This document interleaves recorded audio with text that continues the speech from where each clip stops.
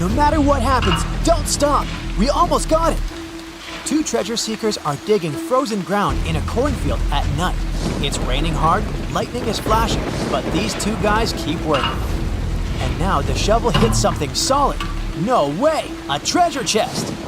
They start digging faster and find a piece of a ship's engine. What the? Far from the seas and lakes, somewhere under the fields of Kansas City, they found a giant sunken ship. How is this possible? Now you'll see. Some people spend their lives searching for shipwrecks with treasures underground. One of them is explorer David Hawley. He's been looking for such ships far from the seas, rivers, and oceans for many years. He does this because he likes the feeling of adventure. The holds of these ships may contain chests of gold, antiques, and artifacts. And you can get a lot of money for them. David says you don't have to go into the ocean to find a sunken ship. They may be lying in your backyard. But why do ships end up buried underground among fields, farms, and plains? Let's find out using the example of steamboat Great White Arabia. According to old records, the newspaper clippings, this ship had been carrying about 200 tons of treasure before it sank in 1856. Many rumors and local legends said the ship was lying underground a few miles northeast of Kansas City. It was there because people deliberately altered the riverbed and channels of the Missouri River in the second half of the 19th century.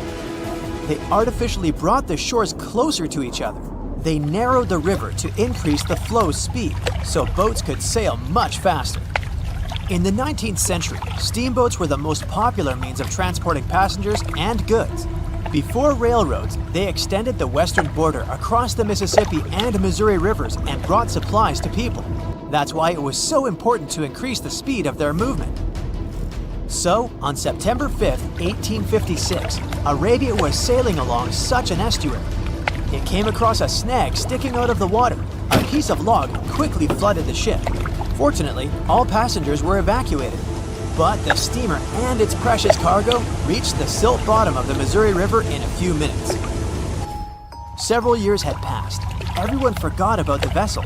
During this time, the course of the Missouri River had changed.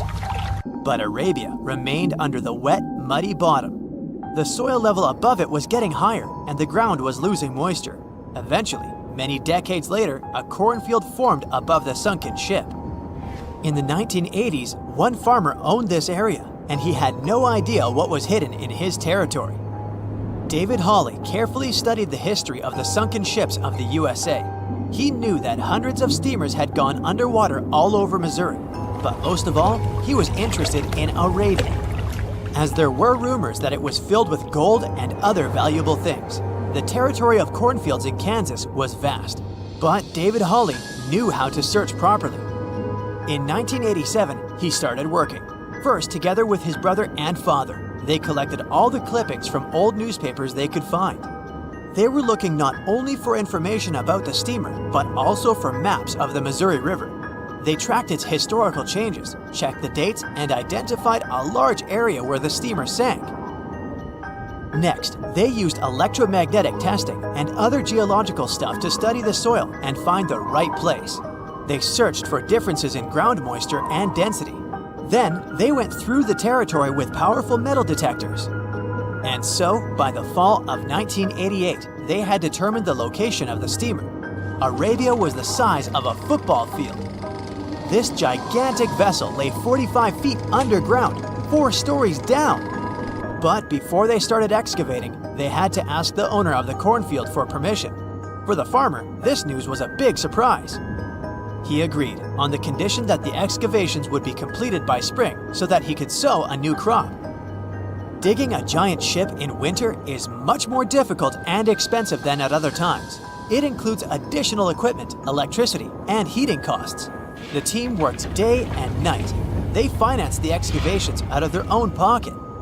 Each invested more than $10,000 and took out a bank loan. Finally, they noticed the first details of the ship. The shovels hit the huge engine boilers and the deck. The goal had been achieved. Most of the cargo lying inside the sunken ships is covered with rust, shells, mud, and is badly damaged. The contents of Arabia were in excellent condition, considering that the ship had sunk 130 years prior. Unfortunately, they didn't find the chests of gold. Still, they got several tons of other valuable cargo, household items of people who lived in the middle of the 19th century. It was a time capsule. The ship was carrying supplies for hundreds and thousands of people, and all these things were perfectly preserved. For example, they could clearly see the brand stamp Goodyear Rubber Company on one rubber shoe. The longer the excavations continued, the more things David and his team found. In the barrels, they found plates from the 19th century. They were intact and usable. Also, there were clean clothes, thousands of pairs of shoes, harpoons, frying pans, and umbrellas. The ship was carrying cargo to supply about 16 small towns. Yes, it's not gold, but such artifacts are also precious. The contents of the ship could be worth millions. However, the crew wasn't going to sell these things. They made a museum on the site of a former fruit market in Kansas City. If you go there, you will immediately feel like you're in a department store of the 19th century.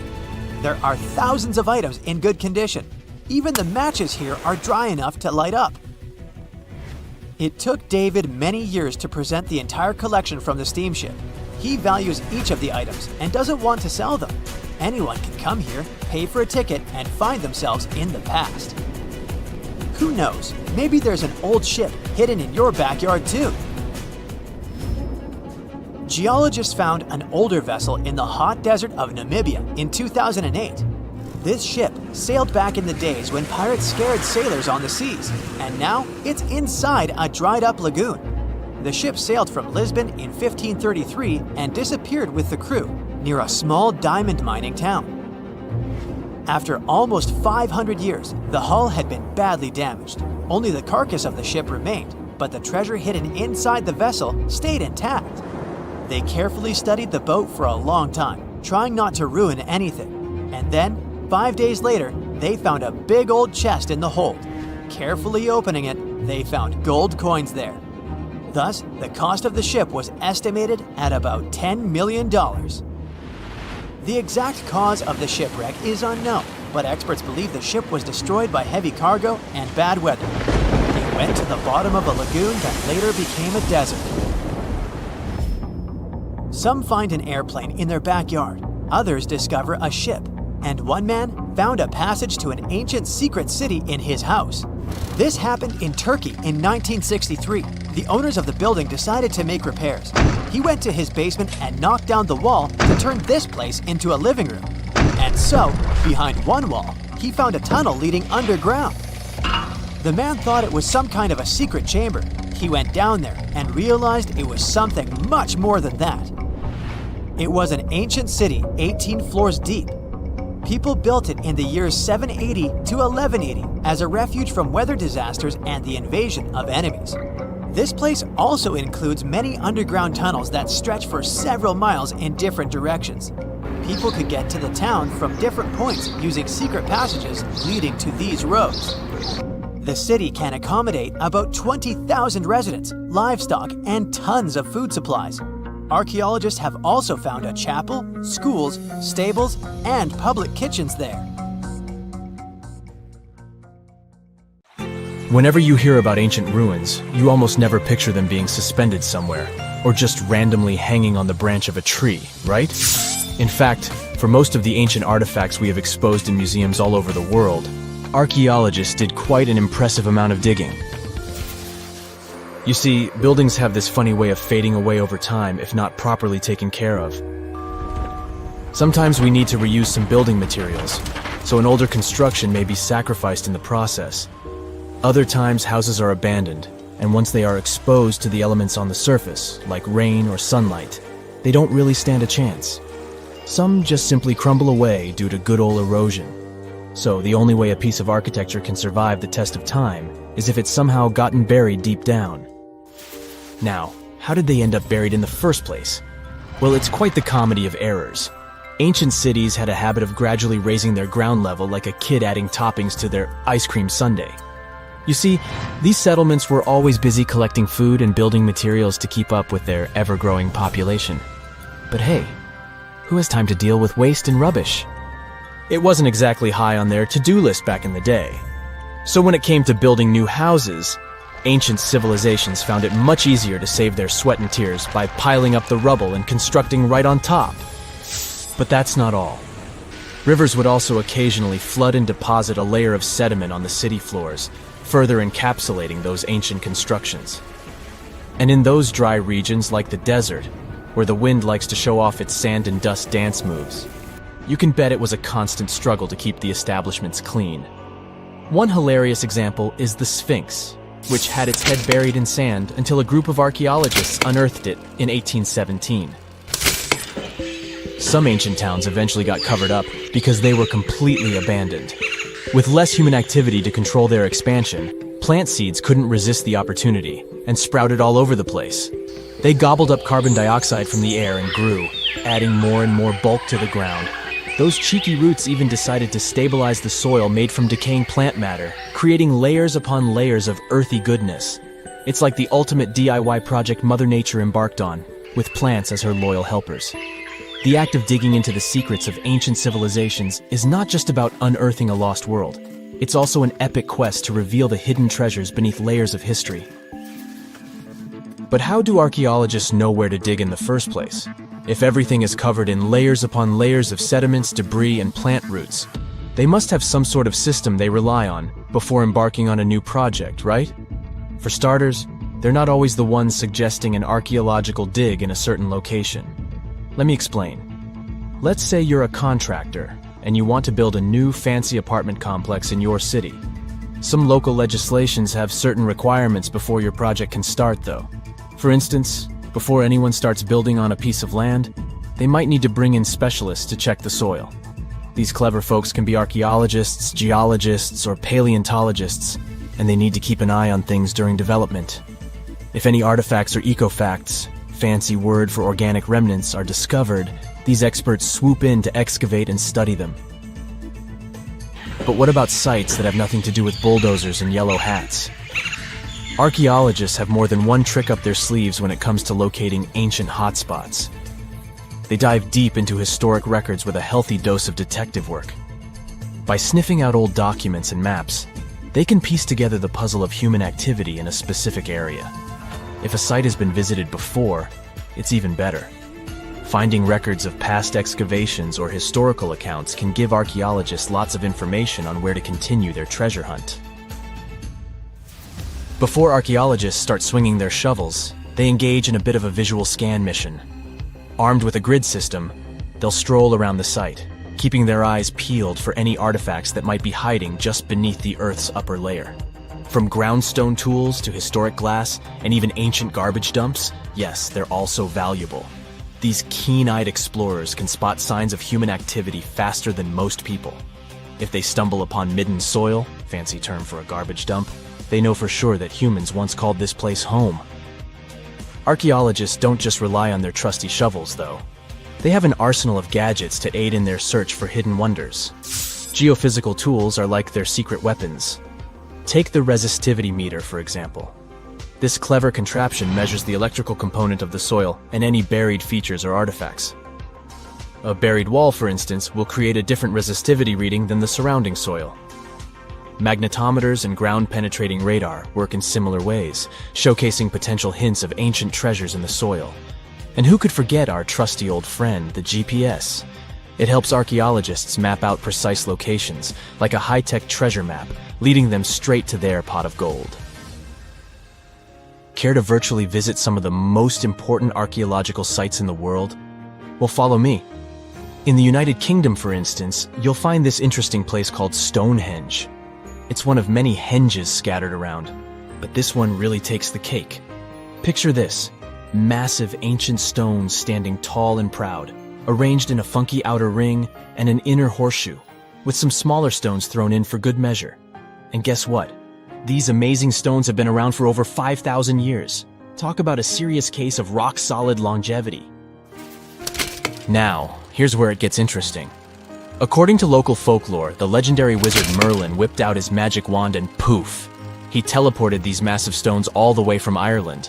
Apparently, some giants had assembled them there, but Merlin decided they would look much better at their new location. Others think it's just the ruined remains of an old Roman spiritual edifice. These amazing structures were built by our Bronze Age ancestors. With their simple tools and limited tech, they managed to create this monumental masterpiece. Impressive, right? Unfortunately, there's still so much we don't know about this area. Stonehenge's initial purpose remains a mystery to this day. Sure, there are lots of theories, but scientists have yet to agree on the subject. However, we do know that it's perfectly aligned to catch the sunrise during the summer and winter solstices. The ancient city of Pompeii is an equally amazing archaeological site. Picture this. Mount Vesuvius, a notorious troublemaker, decided to throw a volcanic tantrum and completely covered this ancient Roman city. It turned it into a time capsule, located outside present-day Naples in Italy. Fast forward to the year 1748, when a bunch of adventurous explorers stumbled upon Pompeii. Lo and behold, they discovered a treasure trove of well-preserved goodies: streets, houses, food. Probably a bit stale by then. Blingy jewelry, fancy sculptures, colorful frescoes, everyday household items, and even animal and human remains.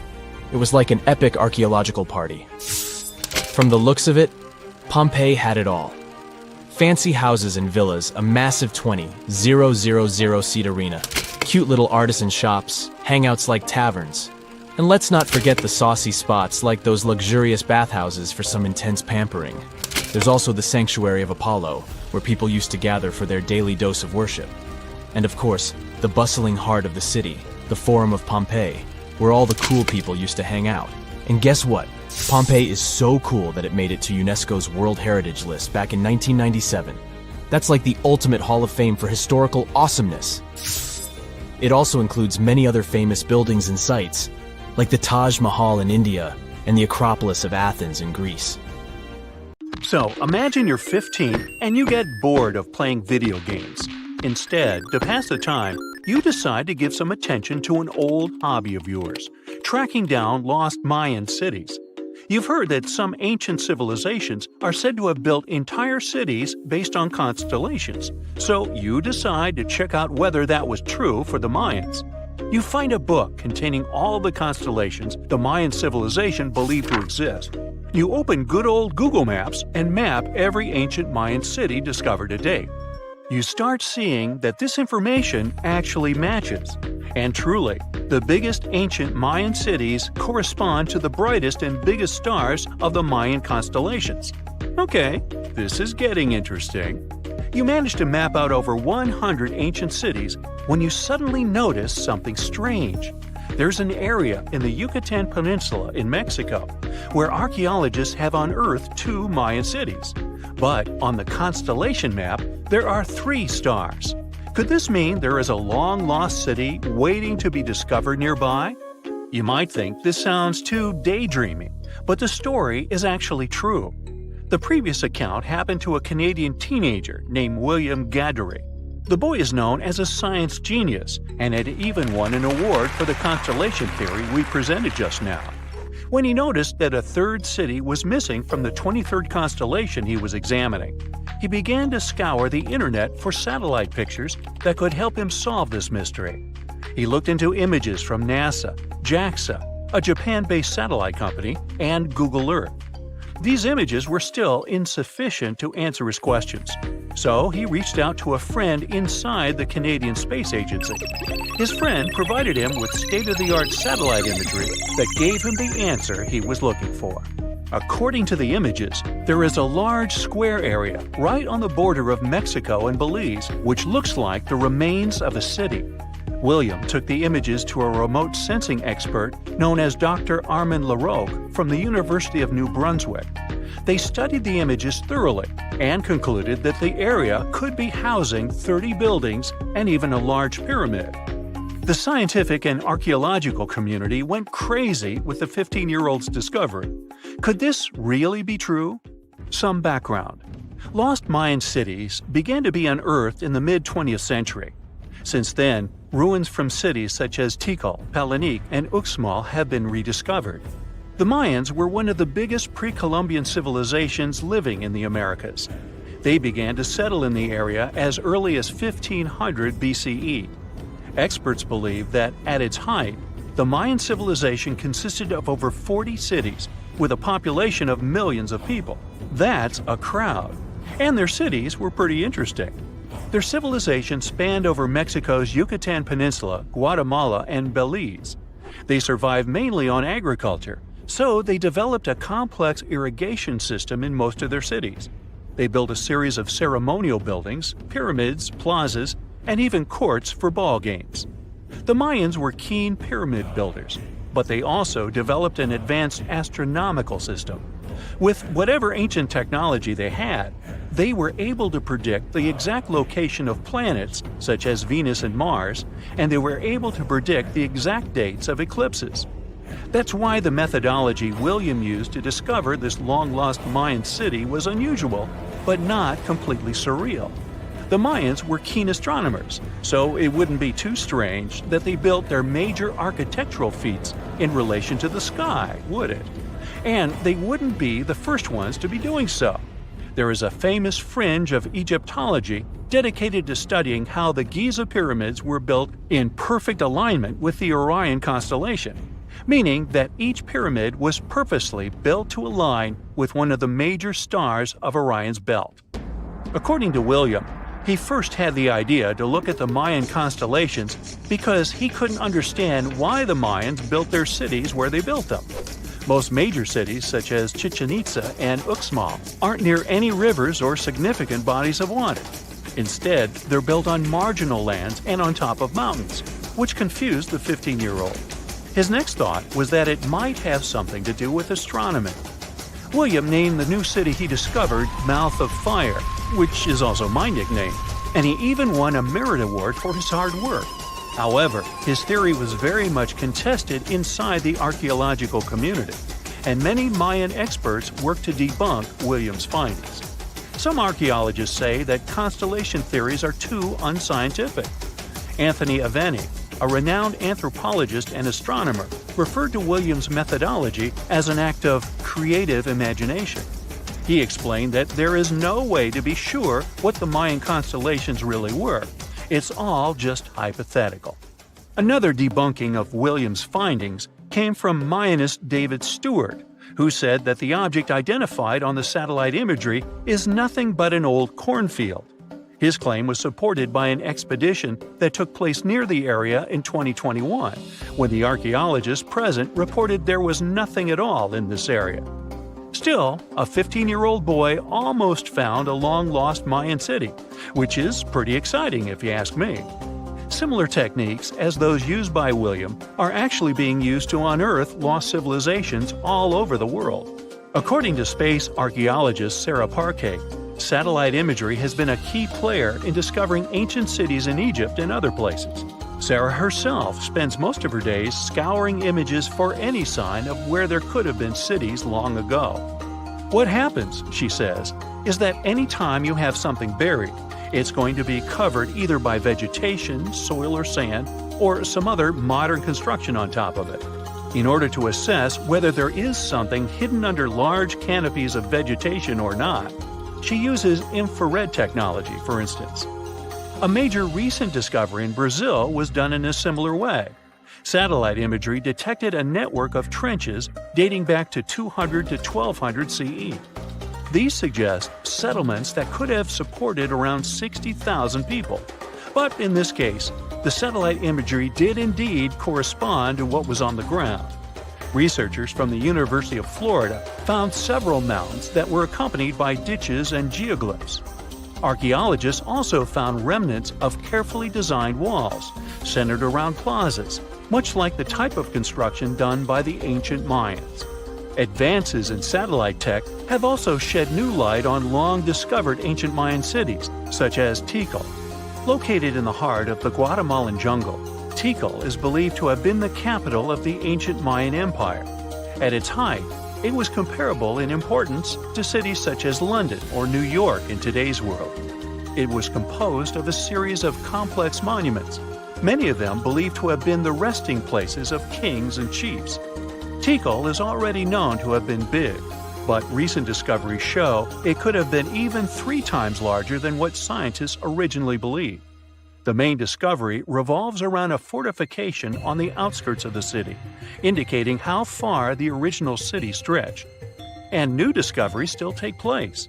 In 2017, researchers also unearthed new clues regarding the potential causes of the decline of the Mayan civilization.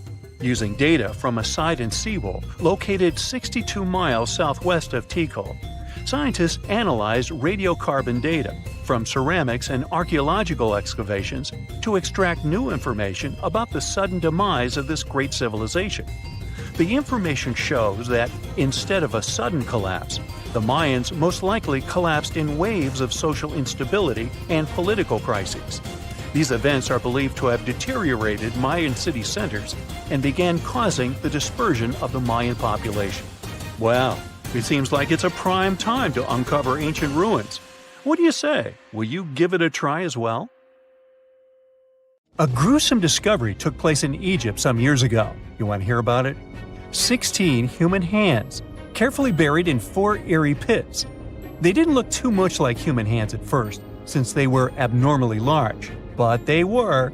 Weirdly, there were only right hands. No left hands were in sight. It turned out that it points to the practice of an ancient dark ritual. Old Egyptian art and tales talked of a ceremony where warriors would present the right hand of their adversaries as proof of victory and ask for gold in return. Egyptians believed in the afterlife, so cutting off someone's hand meant you cut off their power eternally. Guaranteeing this type of defeat was interesting to the winning party. Here, the fight was between Egyptians versus Hyksos, who lived in what was once known as Canaan. Egypt has always been the center of some history-changing findings, and some time ago, this papyrus was found. If we stretched it open, it would be just a tad bigger than the height of a skyscraper. The world's tiniest skyscraper, which is located in Wichita Falls, Texas. When humans didn't write on their notes app, they wrote on this thing, made from the medulla of a papyrus plant. Around 2,000 years ago, ancient Egyptians wrote something reminiscent of a book where they describe most of their funerary traditions and their visions of the afterlife. It's considered one of the most important texts from ancient Egypt and is still sold in bookstores to this day. This ancient manuscript was unearthed from a chamber located just south of the Pyramid of Djoser, located in Saqqara. Oh yes, Djoser is the oldest pyramid in Egypt and not the Giza pyramids like most people think. So recently, the site of Saqqara buzzed with excited archaeologists who probably found one of Egypt's oldest complete mummies. They believe that this beautiful and well-preserved mummy was that of a wealthy man. He was discovered in a deep shaft, covered in layers of gold leaves. There are many symbols that show he was an important and wealthy man, like the band he wore on his head, the bracelet on his chest, and the fact that he was embalmed with a tunic, which was reserved for Egypt's finest. The most exciting part of the entire discovery was finding the resting place sealed with mortar, just as the ancient Egyptians had left it 4,300 years ago. Now this may sound weird, but back in 2008, archaeologists discovered a missing pyramid. Now it went missing because it deteriorated over the span of 4,000 years. Today, you can only see its base. It was a pretty important site back in ancient times. It is said that around the area of the pyramid, the ancients hosted a special type of ceremony where high priests would carry mummified remains of sacred bulls. Now here's a fun fact. Ancient Egyptians believed that Apis bulls were earthly incarnations of the city deity of Memphis and was connected to rites of fertility. It wasn't just any Apis bull, though. They needed to be all black, with a single white mark between its horns and a bunch of very specific characteristics. They were selected by the local priests and honored until they passed away. After that, they were mummified and buried in underground galleries. Meanwhile, this missing pyramid sort of disappeared around the 1800s. It was a German archaeologist who first found it in the village of Saqqara. He called it the Headless Pyramid when he first found it. But then, years after the official discovery, the desert sand came along and covered the whole thing. There were some excavations between the 19th and 20th centuries, but they weren't too systematic. That's why scientists were so thrilled when they dug an entire pyramid's base after removing the 25-foot mound of sand that was covering it. Oh, and it turns out American archaeologists are excavating a cemetery in Egypt that could contain over 1 million mummified bodies. So far, archaeologists have dug around 1,700 mummies. One of the main differences from other classic Egyptian mummies is that these people weren't kings and pharaohs. They were commoners that most likely lived about 1,500 years ago, when Egypt was controlled by the Roman and Byzantine empires. The name of the cemetery is cool, though, the Way of the Water Buffalo, just in case you want to check it out on your next trip. Other than bulls and buffaloes, ancient Egyptians also liked baboons. Are you seeing a pattern here? In the beginning of the 20th century, archaeologists discovered a site filled with mummified baboons in a place called, guess what? The Valley of Monkeys. An animal wouldn't have been mummified if it wasn't considered important. Certain animals were more important than others, since they were linked to specific deities. Jackals were connected to Anubis, the ancient god of the afterlife, and cats were likened to the female deity Bastet. Baboons were a pretty big deal, since they were believed to be connected to Thoth, the deity of wisdom and advisor to Ra, one of Egypt's supreme deities.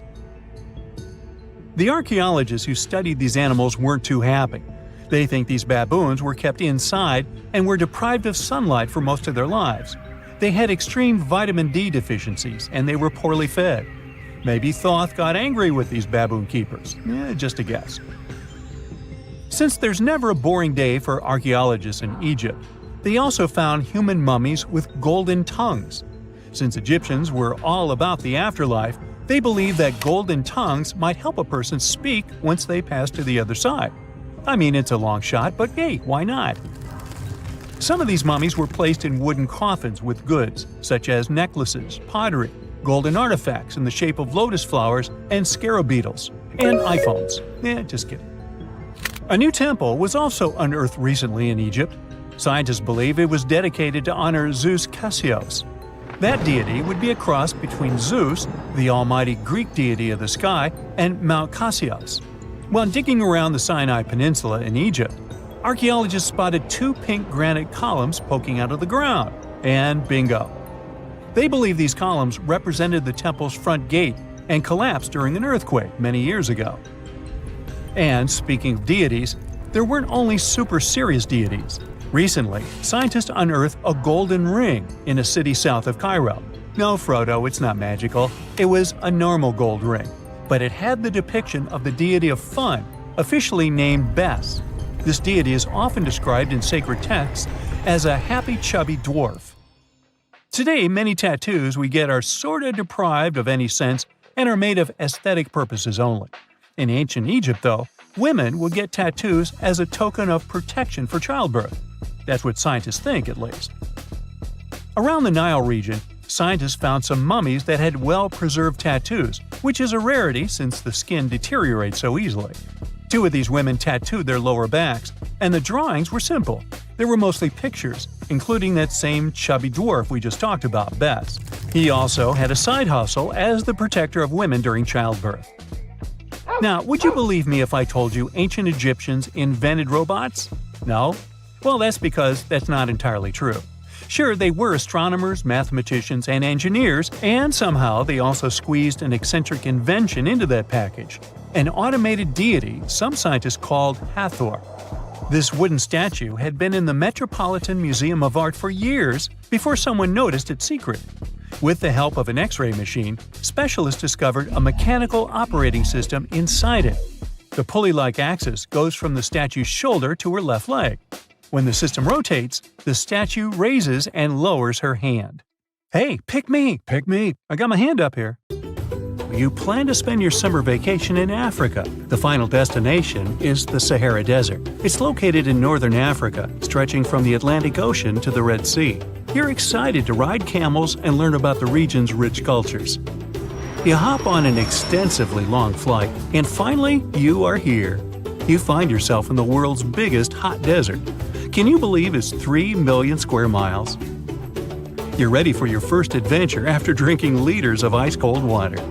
The guide gives you a choice. You can spend 2 weeks visiting a collection of oases, or you can help them solve an ongoing local mystery. Deep into the desert, near this Algerian town, lies a mystery begging to be solved. A collection of huge, spotted circles in the sand. There are dozens of them, stretching for miles in a straight line. The circles were first identified via Google Earth images several years ago. People have debated them for years, but no one seems to know the answer. The strange thing is that they are so many miles away from any towns, roads, or human activity. The quickest way to discover the truth behind the circles is asking questions. You grab your notebook and set out to talk to locals. Everyone is helpful in this scenario: geographers, anthropologists, elders, and historians. The first person you talk to is a map expert. You need to understand if those circles were authentic or a satellite glitch. You end up interviewing the people who take Google Earth satellite pictures.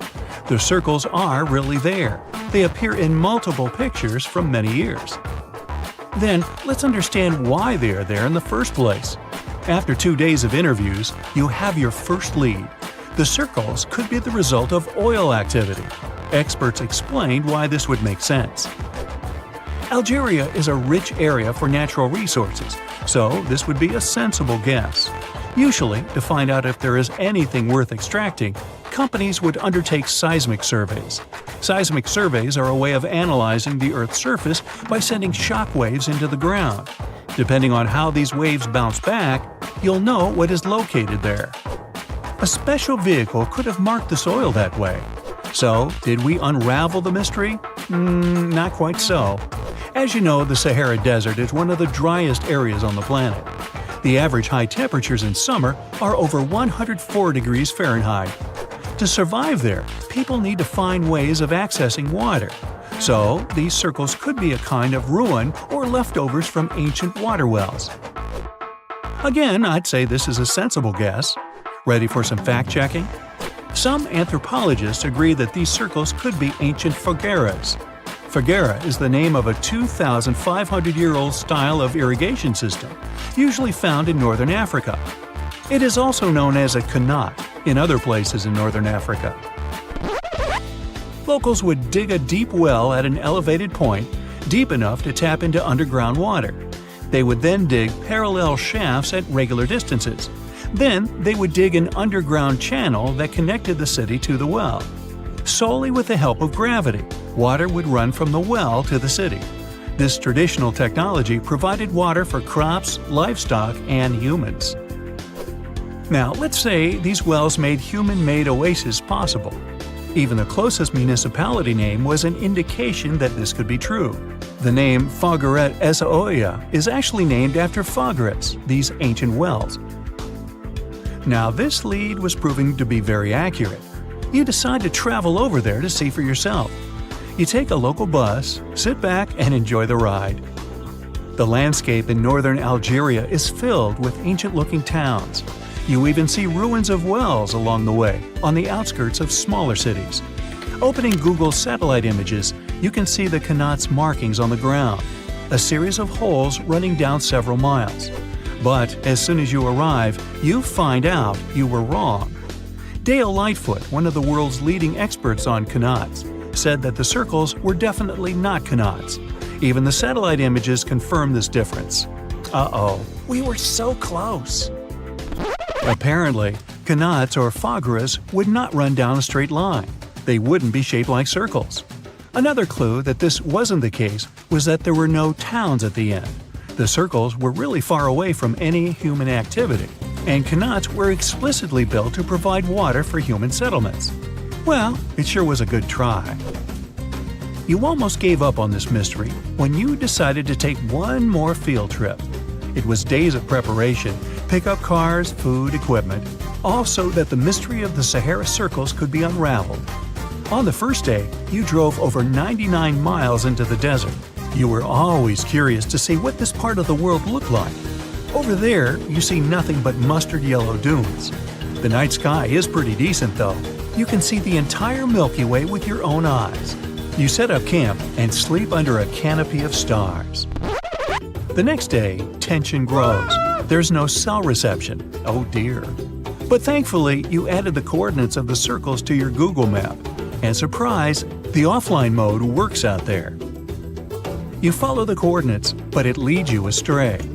You start to get nervous, thinking this was all in vain. But you and the team get into the car and drive a few more miles past the coordinates on your phone. after a very bumpy ride, you can't believe your eyes. There it is, an enormous crater dug on the sand, surrounded by 12 smaller holes. From up high, it looks like a clock, without the pointers, of course. On the ground, they're very faint, so faint you almost miss them. Searching the area, you notice all the holes had something similar: metal wires, thin wires that you can pull from the ground. They're buried deep, so you start digging. An object starts to reveal itself. Uh-oh, it looks like old dynamite. This certainly surprises you. Better stop digging to avoid any accidents. At the end of the survey, you feel satisfied, but still curious. What could all this dynamite mean? And who put it there? What comes next is the turning point of your adventure. Walking back to the car, you see something shining on the ground. You approach the item with curiosity. It's round and rusty and looks like a sardine can. What's that doing here? Could this give you more clues about the circle's mystery? Just in case, you pick it up and put it in the car.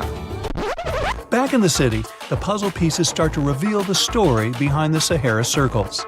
You bring photos and the sardine can and show them to local experts. They analyze your material and give you an intriguing verdict. As it turns out, guess number 1 was the closest one to the truth. So, what happened to the first guess? Why do we need to keep digging deeper? Well, because it was only half right. The Sahara Circles are not a historical footprint of seismic surveying. Back when the circles were made, this technology didn't even exist. But they sure are related to oil exploration. The dynamite-filled holes were an old method for oil searching. The circles are the leftovers of surveyors looking for resources underground. And the sardine cans? Well, they were left by the workers who held explosion works. You gotta eat, right? According to the model of the can, this happened more or less around the 1950s and 1960s. So these circles aren't even that ancient. More like modern ones, if you ask me. Well. Hope you are glad you tagged along and helped unravel this mystery. See you in the next mystery-solving adventure. There are entire communities of unusual tiny organisms that live in lagoons in Patagonia, and they are some of the first forms of life ever. No one had known about them until 2 scientists, Brian and Maria, went to explore certain areas in Patagonia. Now, Patagonia occupies nearly half of Argentina, and few people live there. Only some farmers and sheep ranchers that mostly stay near rivers and grow things such as apples, pears, and alfalfa. A long time ago, it was a wild and distant place where Indian tribes lived. But this time, we're going to follow the tracks of life forms that appeared long before humans and look closer at these interesting microorganisms Brian and Maria found. Those two had to drive for 9 hours on some rough roads to reach their destination. They stayed in a small village. Only 35 people live there. These people depend on just one spring because it almost never rains there. On the last night in the village, Brian realized that satellite images he had taken had shown a set of lagoons that were only 10 miles away. The next day, the small team jumped into a car and went up the road as far as they could until it became too difficult to drive. They continued hiking the rest of the way. It was hard because they had to carry water to deal with the intense sunlight. In some spots, they ended up sinking up to their knees in a slush made of salt. Up there were 12 lagoons with perfectly clear waters. The place itself didn't offer much except for very acidic and salty water and intense direct sunlight. But it was kind of like traveling back in time, because those conditions were like what Earth looked like many, many years ago. When Brian examined the lagoons, he was surprised to see many unusual microorganisms there. We call them stromatolites, and they're so small we can't even see them without a microscope. But they get together and form large communities. In the past, many unusual species lived this way. For example, cyanobacteria. They were important back in their time because they produced oxygen. Earth, in its initial stages, didn't have much of this gas in its atmosphere. The first stromatolites might have been formed by diverse types of bacteria that didn't necessarily produce any oxygen, but were just living their peaceful life there. They formed layers, piling on top of one another so that at least some of them could get a bit of sunlight. They used sand and sticky liquids to stay close together. Brian was also incredibly surprised because those were the biggest living stromatolites he had ever seen. Living stromatolites usually grow to be over 3.3 feet high, but the newly found ones were 15 feet wide and a few feet tall, which is giant compared to those living in other places. And fossilized ones were even larger. A long time ago, they could grow bigger than today because there weren't many other species that could eat or harm them. Also, there are many other organisms today that can grow faster and more massive than them and take up their space. That's why stromatolites can only survive in rare places where hardly anything else can live, like in these very salty lagoons located high above sea level in Punta de Atacama. The stromatolites found there are the most famous ones because they might be some of the best examples of the earliest life on our planet. But they're not actually the first form of life on Earth.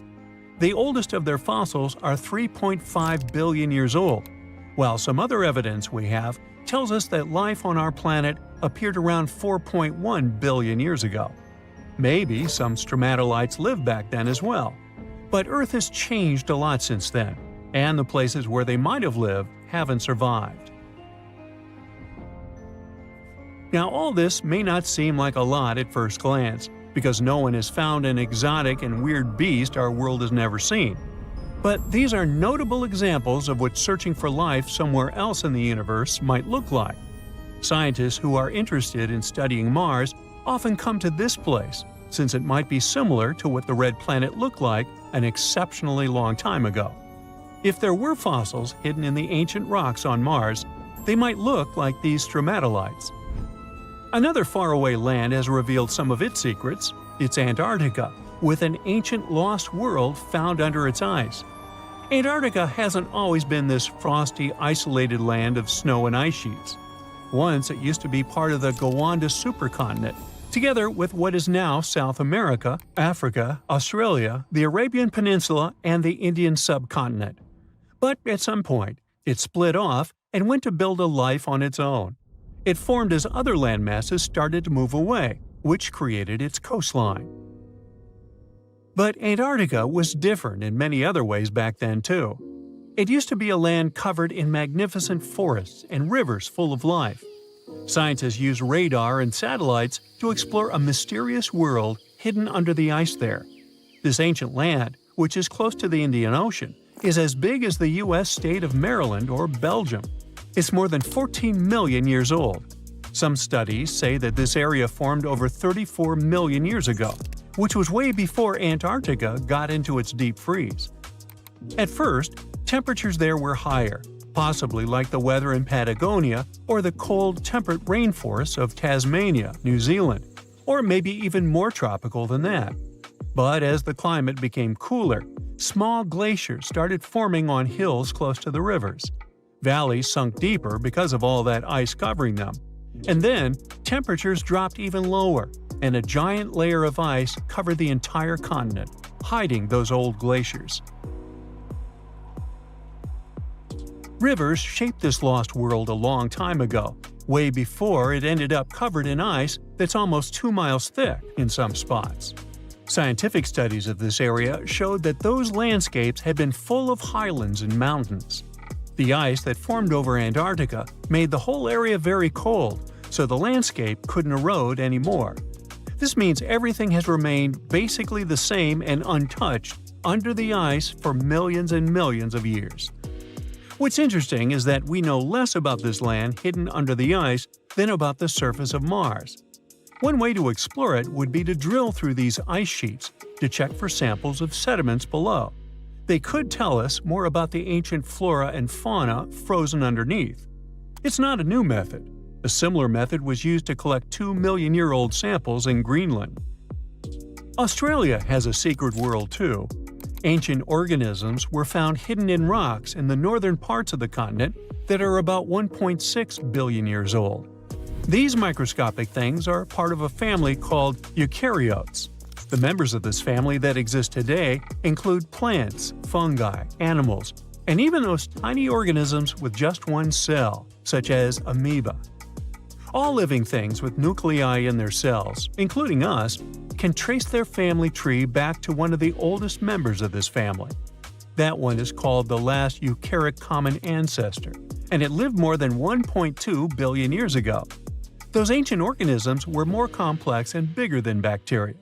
Maybe they were the first predators on Earth, hunting bacteria. Strange and amazing items are discovered often, but figuring out what our ancestors were up to is pretty tough. Especially when all you have are just some rusty cups and cave drawings. It's no surprise that even the experts in lab coats sometimes make mistakes. But it's not just about dusty plates and huge stones. Sometimes there's even humans with large heads. So grab your digging tools and let's travel back to ancient times to explore incredible societies that even scientists can't fully explain. Sardinia may look idyllic now, but I'm not gonna lie, I wouldn't fancy visiting it 3,000 years ago. Rumor has it, terrible giants roamed around this island back then. People even talk about finding human skeletons over 13 feet tall there, although nobody's ever shown anything to prove it. But the stories will make you wonder because some weird stuff has definitely happened.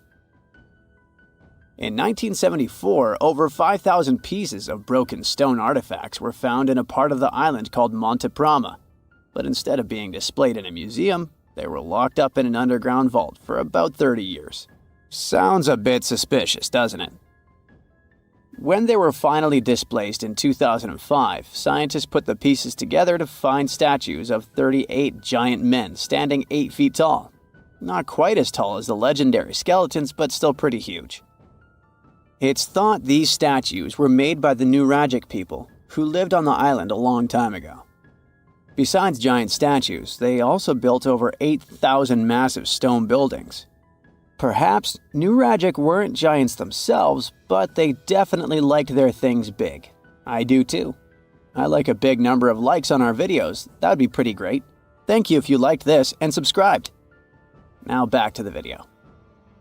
You and I are pretty smart, but we might not be the smartest humans ever. Actually, we might not even be the smartest species. Since 1913, some skull fossils found in South Africa have hinted at a possibly smarter contender called Boskop Man. This human-like species might have lived as recently as 10,000 years ago.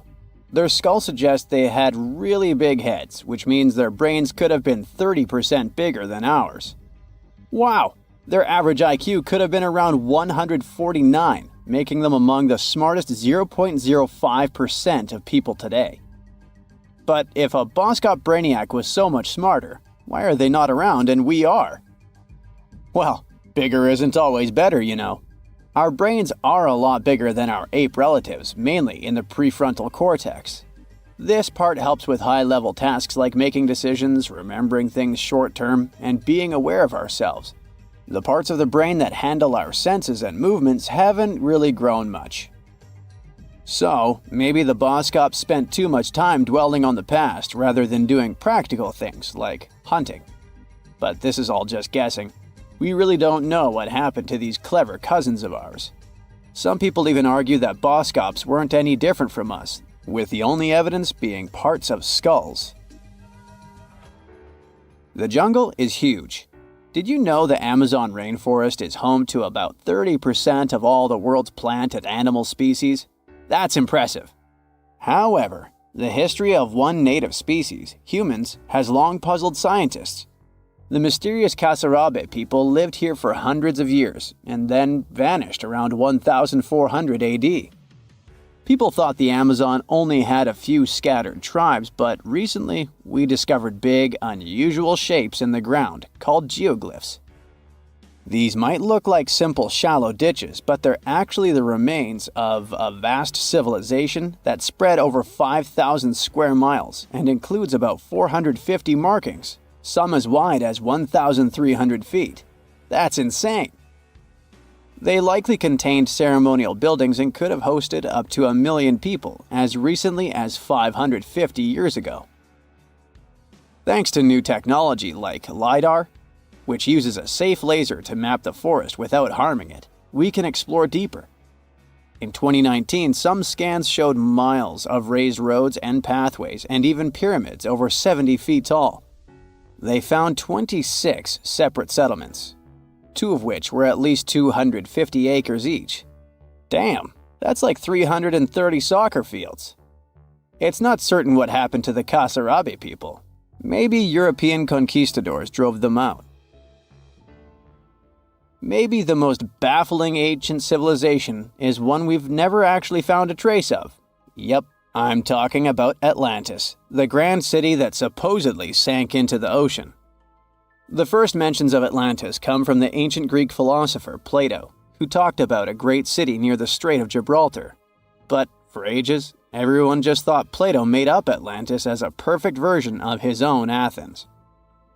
So why, about 12,000 years after it supposedly vanished, do we still wonder if it might be real? Well, in the 19th century, U.S. Congressman Ignatius Donnelly wrote a book giving 13 reasons why he thought Atlantis was more than just a myth. Then, in 1965, some folks thought they actually found Atlantis when they discovered the Richat structure, a massive 25-mile-wide dome in Mauritania, Africa. It's so big that you can see the whole thing from space. 2 astronauts flying over the Sahara Desert spotted this giant eye staring back at them and thought they'd made the discovery of a lifetime. Unfortunately, there's no solid evidence linking this structure to Atlantis. It's believed to have formed from volcanic activity about 100 million years ago. But it does look suspicious, doesn't it? Still, we're no closer to knowing the truth. Imagine going back to about 3,300 BCE and finding yourself in South Asia. Welcome to the Harappan civilization. These people were way ahead of their time. They had cities like Harappa and Mohenjo-Daro, complete with baked brick houses, sophisticated drainage systems, and even public baths. This place might have had over 5 million people, making it one of the densest regions at the time. They also invented a system of standardized weights that was incredibly useful for traders. And trading they did. These people had connections stretching all the way to the Middle East, thanks to their great skills in metallurgy. They even had a form of ancient branding. The seals were used to stamp clay on trade goods. Despite being so advanced with a thriving urban life, there's a whole bunch of mystery shrouding their language and script. We've got bits and pieces of their writing, but no one's deciphered them yet, even with all the technology we have today. We also still don't know how exactly their society worked. It looks like they didn't flaunt their social status as much as other civilizations. No grand palaces or massive monuments. Instead, their largest buildings might have been granaries. They sure were practical. Unfortunately, all good things must come to an end. Around 1800 BCE, this bustling civilization started to decline, possibly due to shifts in river patterns. As the environment changed, the Harappans packed up, moving towards more hospitable lands. Ever heard of the Minotaur? The beast with a bull's head and a man's body, hunting the bravest travelers in a massive maze. Well, this wasn't just any old tale. It was one of the most popular dramas of the ancient world. And it was inspired by this place, the island of Crete. The Minoans lived here during the Bronze Age. They had stunning palaces, amazing frescoes, and a culture so rich it still fascinates historians to this day. They built places like Knossos, which was so complex with its multi-story buildings and elaborate hallways that it might have inspired the whole labyrinth myth. Their engineering was so ahead of its time that even their drainage systems were more advanced than what many of us have today. Let me know in the comments which of these stories you find the most fascinating, and thanks for watching. You are lost deep within the jungle in the Yucatan Peninsula in Mexico. There are strange noises all around you, and to make it worse, the sun is setting.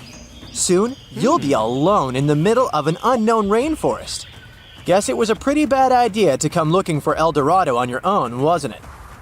You keep walking as fast as you can, when suddenly, wait! What's this you're seeing? It looks like large stairways made out of stone. This definitely doesn't look natural, so you take a picture. Maybe you didn't strike gold, but you might have just found something relevant. Congratulations! You found Akamtun, a long-lost Mayan city, hidden 37 miles into the jungle. The name literally translates to stone column. Stone was probably in at the time, so these guys used a lot of it to build their pyramids, houses, and even ball courts. If you ever thought that Europeans invented ball games, think twice. Mayans love to play ball games for recreational purposes. Akamtun is part of a series of other long-lost Mayan cities that are being discovered with the help of new technology nowadays. We'll talk more about the other ones in a jiffy. Perhaps the biggest surprise of this one is that it was surrounded by wetlands, which is why the city was built on high ground. The city was monumental, covering an area of over 120 acres. That would be as big as 90 football fields right next to each other. Scientists have found proof that Akamtun had pyramids of up to 49 feet high, and that it was likely an important social hub between 250 and 1000 CE. This is definitely a game changer. But lost Mayan cities began to be unearthed in the 19th century. Modern technologies, such as LiDAR imaging, help archaeologists see through dense canopies of the forests. This means that people don't really have to risk getting lost in the tropical jungle like you did at the beginning of this video. LiDAR works sort of like an X-ray. It sends out laser beams that can detect any signs of ruins or ancient constructions. According to space archaeologist Sarah Parchak, satellite imagery has been a key player in discovering ancient cities in South America, Egypt, and other places. Sarah herself spends most of her days scouring images for any signs of where there could have been cities long ago. She says that more often than not, what happens is that ruins are covered by vegetation, soil, or sand, which makes them super tricky to find. But thanks to these awesome tools, scientists also made the huge discovery of ancient Mayan causeways, which spread throughout old Mayan territories. I mean, take a look at these roadways. You'd expect to see ruins like this in places such as Portugal, England, or the United States. I'm talking about 130 feet wide roads painted white to help travelers journey through the nighttime. Scientists recently unearthed a 110-mile network of roads such as these, and they think this dates back to before the first registered Mayan highways we've known so far. These roadways, which sometimes ran over the swampy ground and were even elevated at times, are being called the world's first superhighways. Even if there is no registry of animal-powered vehicles, it's believed that the Maya used them to travel around a network of possible 964 settlements. They were built like a huge spiderweb, and from what archaeologists have gathered, this huge system of roads worked to connect a big system of economic and social interactions between Mayan cities. This completely debunks the traditional idea that the Mayan pre-classic period, which dates back to 2000 BCE, was made of small, tribal settlements. Imagine the manpower and engineering ability you need to muster to build something close to these white highways. Scientists believe that these causeways were built pretty much the same way as the Mayans built their pyramids, with a mixture of mud and quarry stone. Oh, and using several layers of limestone to make them white. That's pretty cool, right? But let's take a few steps back for a moment to get some context. The Mayans were one of the biggest pre-Columbian civilizations living in the Americas. Until now, experts believe that at its apex, the Mayan civilization consisted of over 40 cities with a population of millions of people. That's a lot of folks. Their civilization spanned Mexico's Yucatan Peninsula, Guatemala, and Belize. And they survived mainly on agriculture. The thing is, the Yucatan Peninsula was an extremely difficult place to grow crops. So the Mayans had to develop a complex irrigation system in most of their cities. They built a series of ceremonial buildings, pyramids, and plazas. The Mayans might have been keen pyramid builders, but they also developed an advanced astronomical system. With whatever ancient technology they had, they were able to predict the exact location of planets such as Venus and Mars, as well as the exact dates of eclipses. If you've ever seen examples of ancient Mayan cities, this is Tikal. Located at the heart of the Guatemalan jungle, Tikal is believed to have been the capital of the ancient Mayan conquest state. At its height, it was comparable in importance to cities such as London or New York in today's world. It's composed of a series of complex monuments. The North Acropolis is one of Tikal's most ancient complexes of monuments. Built solely by human hands around 350 BCE, it served as the resting place of kings and chiefs. Its monuments are up to 200 feet high. Back in the day, the step pyramid temples were painted a beautiful red. Mayans loved that color. Today, of course, you'll only see the limestone. Then there's Chichen Itza. It's got one of the best preserved pyramids on Earth to date. Located in Mexico's Yucatan state, this Mayan city is well over 1,500 years old. At its peak, it was home to 35,000 people. The site covers 4 square miles of land. The highlight is El Castillo, a tremendous step-like temple standing 80 feet above ground. Its most peculiar feature is that it has 91 steps up each of its 4 sides, including the upper platform, which makes for 365 steps, the same number of days as the solar year. You can see that these folks were a pretty big deal, huh? That's why nobody can really understand what happened to them. There's a big lack of evidence on the decline of this almighty empire. What could have been the cause of their demise? Was it a drought? New research in 2017 did bring some new discoveries into the mix. Using data from a site at Ceibal, located at southwest of Tikal, scientists analyzed radiocarbon data from ceramics and archaeological excavations to extract new information about the unexpected demise of this great civilization. The information shows that instead of a sudden collapse, the Mayans most likely fell in waves of social instability and political crises. These events are believed to have deteriorated Mayan city centers and began causing the dispersion of the Mayan population. It's hard to pinpoint the exact causes, though. But hey, recent discoveries are shedding a big light on humanity's past. Not only about the Mayan Empire, but about other long-lost civilizations of South America. A major recent discovery in Brazil was done using satellite imaging technology and is also shocking scientists. Some images from near the Xingu River, also in the Amazon, suggest that cities of millions of people might have existed inside the jungle, way before our modern civilization ever existed. I mean, if this doesn't shock you, I don't know what will. Satellite imagery also detected a network of trenches dating back to 200 and 1200 CE in the Bolivian Amazon forest. These proofs suggest settlements that could have supported around 60,000 people right in the middle of the Amazon forest. When researchers from the University of Florida went on ground to check the satellite information, they were shocked to find several mounds that were accompanied by ditches and geoglyphs. Archaeologists also found remnants of carefully designed walls centered around plazas, much like the type of construction done by the ancient Mayans. Egyptian archaeologists made an extraordinary discovery near Cairo just recently. Drumroll, please. The most ancient and most complete mummy yet discovered in the country. Yes, they were keeping it under wraps. The 4,300-year-old mummy was found in a group of tombs close to the step pyramid of Djoser, dating back to the Egyptian Old Kingdom. It was covered in layers of gold.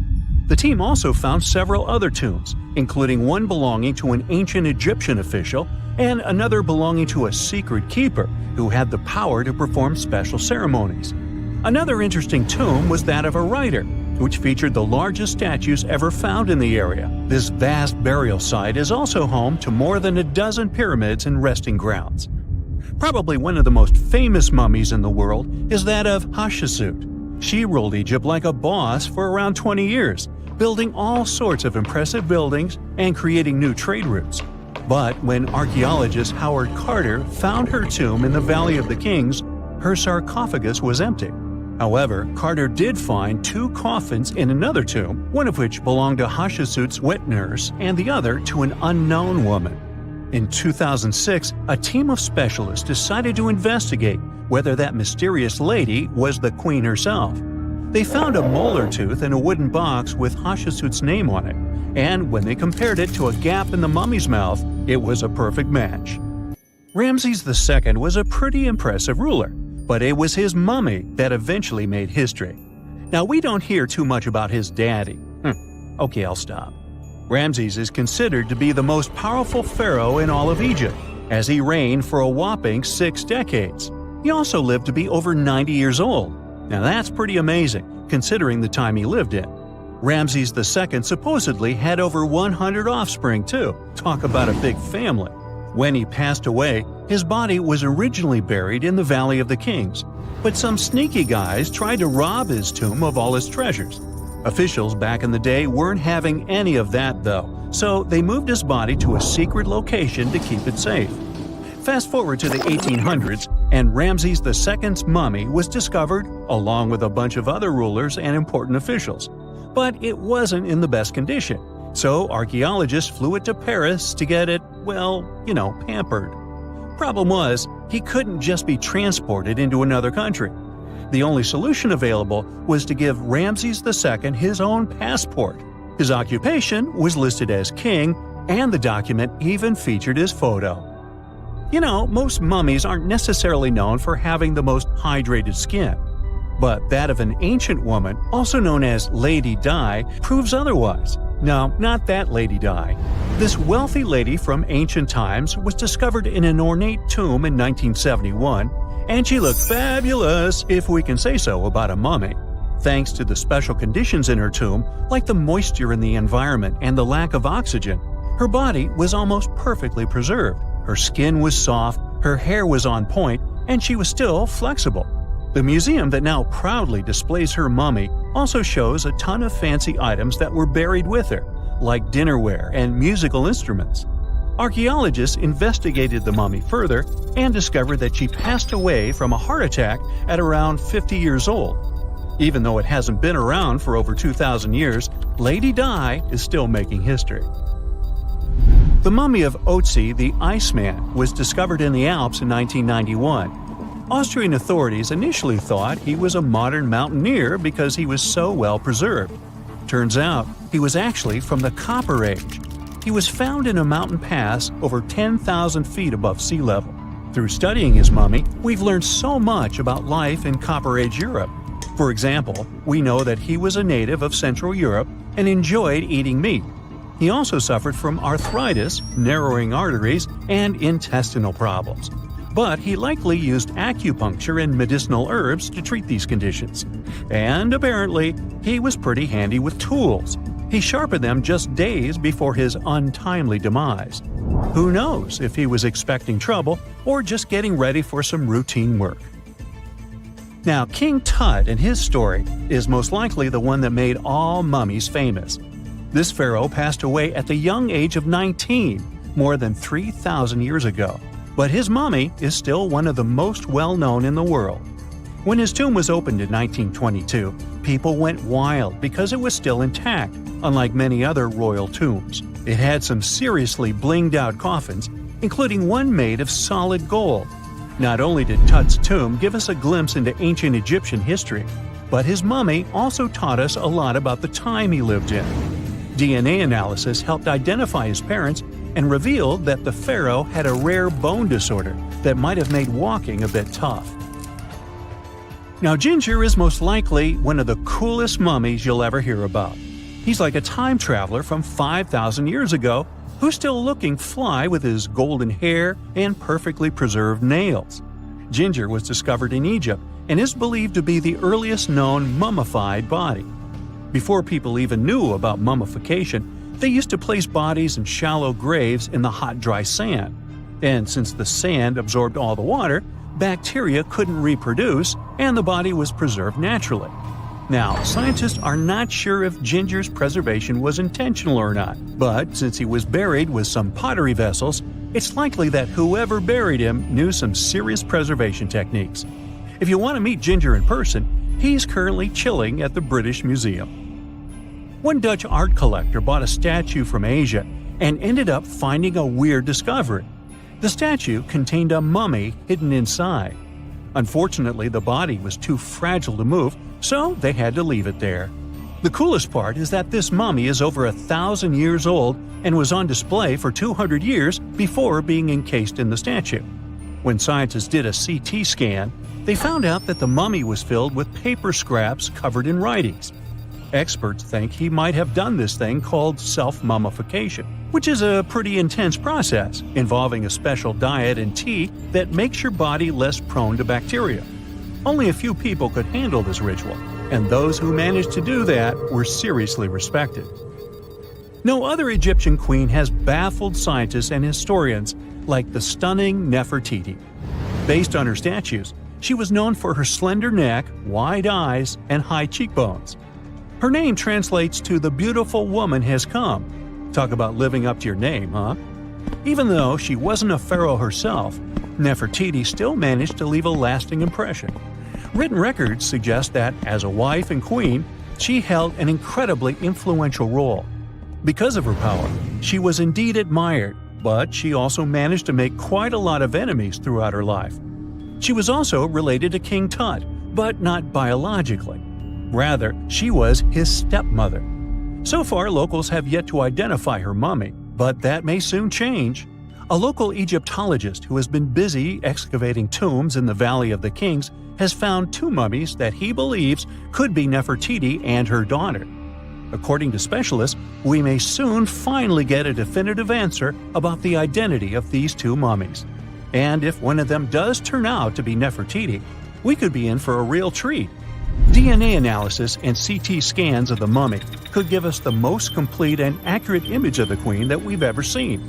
It's crazy to think that we've only scratched the surface of what lies beneath modern-day Egypt. Nefertiti ruled during a time of great power and prosperity in Egypt, but unfortunately passed away in a period of social turmoil, leading to her gravesite being lost. Now, where's my mummy? In February 1961, 3 adventurous rock lovers were searching for geodes near Olancha, California. They took one of their findings home and studied it because it looked pretty unusual. They managed to cut through the matrix and discovered something unexpected inside.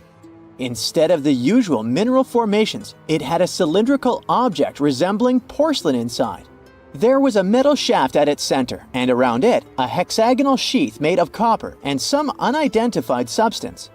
Its discoverers were hoping they had found an example of some unknown technology from 500,000 years ago. It could be proof that there was a hyper-advanced ancient civilization like Atlantis, or that time travel was real. Maybe someone came all the way from the future and accidentally dropped the item.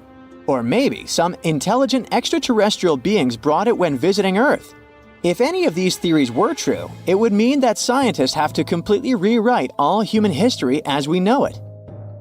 But not everyone shared the excitement, and truth seekers and alternative archaeology circles were trying to solve the mystery of the so-called Koso artifact until the late 90s with theories and debates. Then a group of skeptics took images and x-rays of the discovery and showed them to spark plug collectors. They have identified the artifact as a spark plug with corroded metal components from the 1920s and not ancient technology at all. Almost 20 years later, one of the co-discoverers of the artifact agreed to take it for inspection at the University of Washington. They officially confirmed it was a 1920s-era champion spark plug.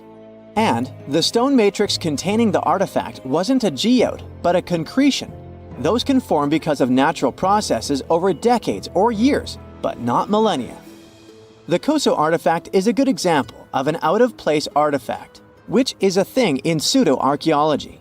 It's something found in a place or time where it shouldn't logically be. These artifacts seem too advanced for the time period they're found in. They could also mean human activity existed when humans weren't supposed to be around. The Baghdad Battery is another example of such an artifact. It was found in the 1930s by a German archaeologist and consists of a clay jar, a copper cylinder, and an iron rod going through the jar's stopper. Its top, which was broken off, probably had been sealed with asphalt. Its discoverer noticed that it had two different metals and possibly an electrolyte, which are key components of a battery. There are no ancient writings to support this theory, but when scientists ran tests and filled it with an ionic solution like vinegar or wine, it showed that it could conduct electricity. If it really was a battery from 2,000 years ago, it might have been used in ancient medical practices, or even embedded in statues to make it look like they were buzzing to impress people. Kionich, who found it, believed it was used for electroplating, a process for coating metals. Even if it was used as a battery, the Baghdad artifact could only produce a small amount of energy, around 1 volt of electricity. So, some people believe it was used as a storage container for sacred scrolls. Back in the 1930s, a couple stumbled upon something strange while walking along Red Creek in London, Texas. It was a piece of wood sticking out of what looked like an ancient rock formation. Around a decade later, their son, who was really curious to find out its secret, decided to crack open the rock and found a surprisingly modern hammer inside. This discovery caught the attention of Carl Bau, a young Earth creationist who claimed the rock surrounding the hammer dated back to the Cretaceous period. He saw it as evidence against evolutionary theory. After some investigation, scientists proved that the rock was not as ancient as it seemed. Geological processes have just encased the modern hammer over time, so it wasn't evidence of humans coexisting with dinosaurs like the Flintstones, as some hoped. It was just a case of a miner dropping his hammer centuries ago and nature doing its thing. A Chinese archaeologist supposedly stumbled upon some caves that seemed to serve as a burial ground for small beings with big, oval heads. Alongside these remains, there was rock art depicting figures with round helmets, the sun, the moon, the earth, and stars connected by groups of pea-sized dots. They also found over 700 mysterious stone discs etched with spiral grooves. Things got even weirder when these discs were sent to a Chinese professor who claimed the grooves were actually written characters. According to his translation, the discs told the tale of Dropa visitors from another planet who had crashed their spaceship on Earth about 12,000 years ago and had tried to live among us until they were hunted down by locals. But there's no concrete evidence that any of this actually happened. The story was first published back in the 1960s in a couple of articles, but it all seemed a bit fishy. None of the people involved, the archaeologist, the professor, or even the university they supposedly worked at, seemed to have left any trace in the records. And while there is a group in Tibet called the Dropka, they're fully human, not extraterrestrial visitors, and there's no solid proof that the Dropa stones exist at all. In a remote part of China, there are some bizarre pipe-like formations known as the Beigan pipes. A local explorer found them back in 1996, protruding from Mount Beigan and along the shores of Tosan Lake nearby. Some people thought they were the work of ancient guests from other planets. When samples of the pipe material were tested, they contained mostly common minerals, but there was a mysterious 8% of unknown stuff. Special testing revealed that these pipes had been there before humans. Chinese geologists later visited the site and suggested that these pipes were formed naturally over time. It could be sediment piling up in the fissures in the earth, or even fossilized tree roots from the area's lush past, but it's not certain. There's a mysterious terracotta head in Mexico with a hard-to-pronounce name, discovered back in the 1930s during a burial excavation. This head looked a lot like fancy Roman statues, so it wasn't clear what it was doing in Mexico. For some reason, the discoverer kept it secret for several decades. The head was found in a pyramid with 3 floors about 40 miles from Mexico City, alongside gold, copper, and pottery. Some argue that if this head really is many centuries old, it could mean the Romans or some other civilization had made it to Mesoamerica before Columbus did. There are also drift voyage theories mentioning a shipwreck after which some artifacts and survivors made it ashore. Some suggest that this figurine head was a little souvenir brought over by the Vikings. But there's no solid archaeological proof of the Vikings meeting the folks in Mesoamerica. There are some artifacts floating around, but none of them have been stamped as undeniable evidence of pre-Columbian contact, so the mystery of how this head ended up where it did remains unsolved. While digging a trench along a river in Romania, workers found a wedge, which is now famous as the aluminum wedge of Ajud, or the object of Ajud. Right next to it, there were some mastodon bones. Those distant relatives of elephants lived 11,000 years ago, so the wedge is probably of the same age. The cool part is that it's made of aluminum, a metal not even discovered until the 1800s. This material requires serious heat to produce. The wedge is also covered in a thick layer of oxide that's been sitting there for hundreds of years. Some folks believe this wedge must have crash-landed here on a spacecraft from some other planet. Some scientists think it's all a hoax, and others suppose it might be a human-made object with an unknown purpose. Imagine discovering an ancient city without leaving the comfort of your home. In 1963, a man in the Nevşehir province of Turkey did exactly that. He was renovating his house. He knocked down a wall in his basement and found a mysterious room. He continued digging and saw a tunnel. This is how Derinkuyu underground city was found. Derinkuyu is one of the deepest multi-level underground settlements of Cappadocia and in all of Turkey. This engineering masterpiece has 8 levels. The inhabitants living on those floors had access to cellars, storage areas, chapels, a school, a study room, and other structures. All floors are connected by an extensive network of tunnels. It's believed that the underground city was built as a shelter. You can't see the construction from the outside. Its depth is approximately 279 feet. The complex was large enough to shelter about 20,000 people, plus their livestock and food supplies. There's also a 180-foot ventilation shaft. People used it both for ventilation and as a well. The well supplied water both to the villagers living on the surface and to those hiding in the underground city. Interestingly, those living on the bottom levels were able to cut off the water supply for the upper and ground levels. This kept the water safe from potential poisoning. The place was designed for protection. The tunnels could be blocked from the inside with huge round rolling stone doors. The passageways were extremely narrow. Potential invaders had to enter the tunnels one at a time. Seems like they thought of everything in the 7th century BCE. Archaeologists believed the Phrygians were the ones who first built the levels. After them, the structure was used and enhanced in Roman times. This was when the chapels were added. The golden time of Derinkuyu, however, was during the Byzantine era. But how did these people manage to create such tunnels? Well, the rock they carved them into wasn't usual. It was soft volcanic rock. It appeared due to a geological process that began millions of years ago. Volcanic eruptions covered the area in thick ash. It then solidified into this soft rock. When the natural forces of wind and water eroded softer parts, only hard elements remained. Fun fact, fairy chimneys are also made of intricately shaped volcanic soft rock, but they formed naturally without any human intervention. I'm still in Turkey, but this time, my destination is Çanakkale, where a myth came to life. For 3,000 years, people believed that Homer's Iliad was fiction and that Troy never existed. In 1863, everything changed. Expatriate Frank Calvert discovered ancient ruins in western Turkey. He was convinced they belonged to the ancient city of Troy. Heinrich Schliemann examined this area in 1868. That's when Troy saw sunlight again after all those centuries. Troy has complex layers. Over the years, 9 ancient cities were built on top of one another. Historians say that the area was strategically located between Europe and Asia, so it became a prosperous trade and cultural center. This strategic position made Troy attractive throughout history.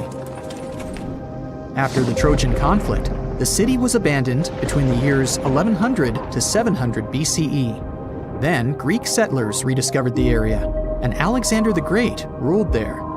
The Romans then invaded the city. Speaking of this event, the first thing you would see when visiting the site is a replica of the wooden Trojan horse from a movie shot in 2004. The next stop is Lothal. In the 1950s, Lothal and several other Harappan sites were discovered in India. These new provinces extended the boundaries of the Indus Valley civilization. Lothal was an important part of the Harappan civilization. it had vast cotton and rice fields. Plus, it had a bead-making factory. Beads were made from semi-precious stones, like agate. Many of these beads were later found in Mesopotamia, which serves as evidence that Lothal was a thriving trading port.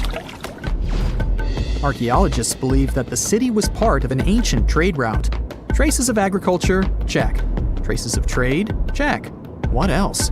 The remains of residential buildings, streets, bathing pavements, and drains. Some real city planning, and impressive examples of early urbanization. The town was well constructed. They were modern houses. Some of them had 6 rooms, bathrooms, a large courtyard, and even a veranda. Lothal also had the world's oldest known dock. It linked the city with the Sabarmati River and the trade route. The ancient Mayan city of Calakmul is located in southern Mexico in the tropical forest of the Tierras Bajas. From 500 CE to 800 CE, Calakmul was home to over 50,000 people.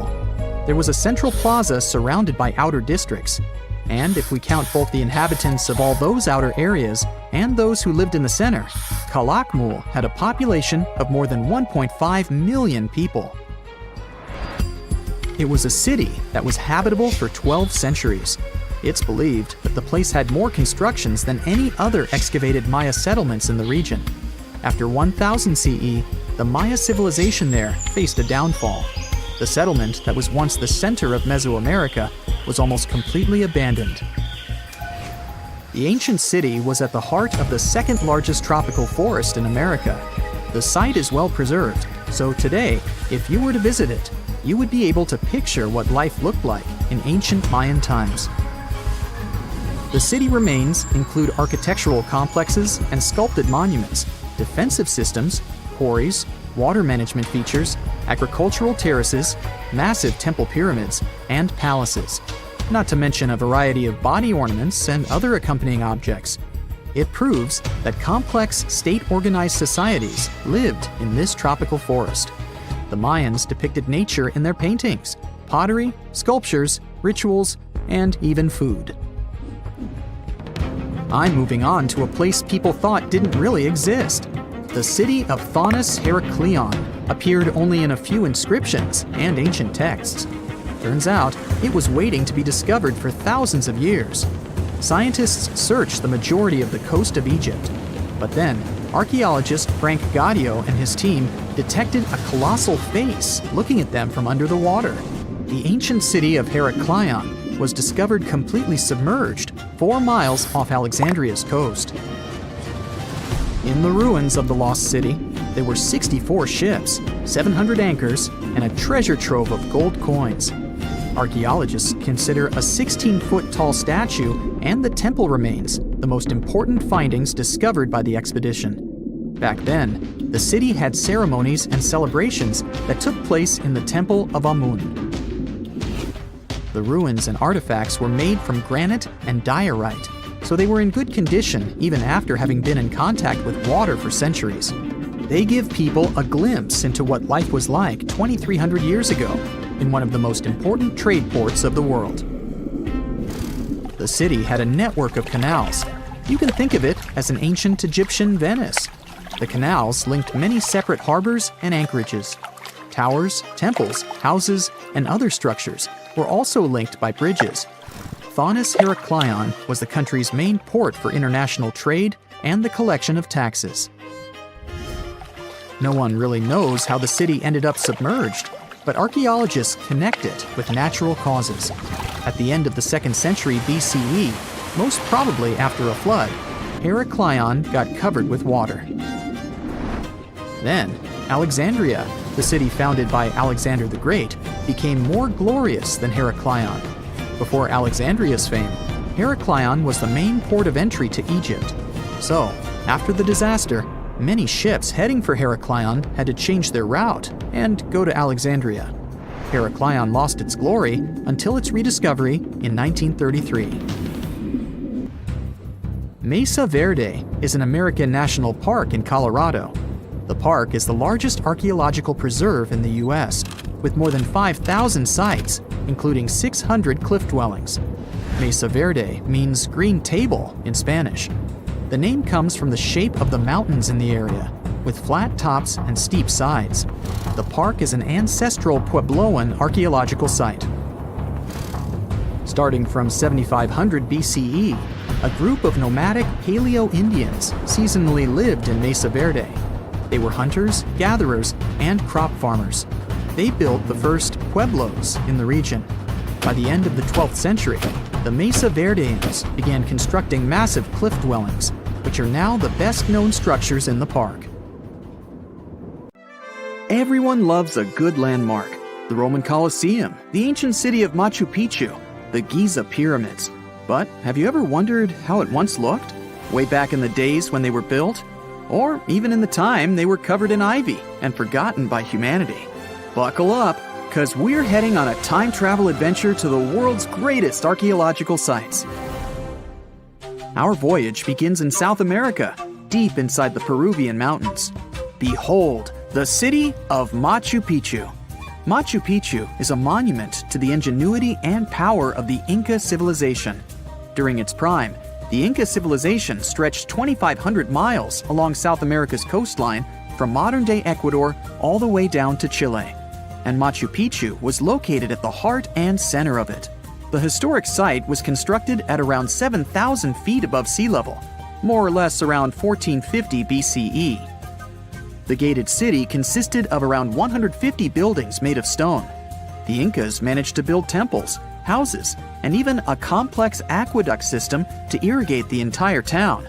And yes, they did all that without the help of wheels or any instrument made of iron. The housing model is somewhat similar to stone houses we see nowadays, with the difference that the Incas didn't use any cement to stick together the blocks of stone. Yet, they fit seamlessly on top of each other. Not only that, the Incas must have developed a rudimentary yet effective anti-earthquake technology, since, in the event of a quake, the rocks would shake without falling out of place. If Machu Picchu had been built today, it would have cost over $70 million to finish the entire thing. The purpose of the site is still a mystery to many historians. Theories suggest that it could have been built as a ceremonial site, a safety base for the Inca people, or even a retreat for royalty. What we know for a fact is that in the 16th century, 100 years after Machu Picchu was built, its population abandoned it, with tree roots taking over the majority of the site and keeping it hidden from humankind for over 4 centuries. It wasn't until the 20th century that the world was reintroduced to Machu Picchu when a Peruvian farmer led Yale University professor Hiram Bingham III to visit the site. Since then, Bingham and many other explorers dedicated their lives and research to studying the archaeological wonder of Machu Picchu. Now, for the next stop on our time-traveling vehicle, the city of Pompeii in Italy. Pompeii has crowded our collective imagination for many years.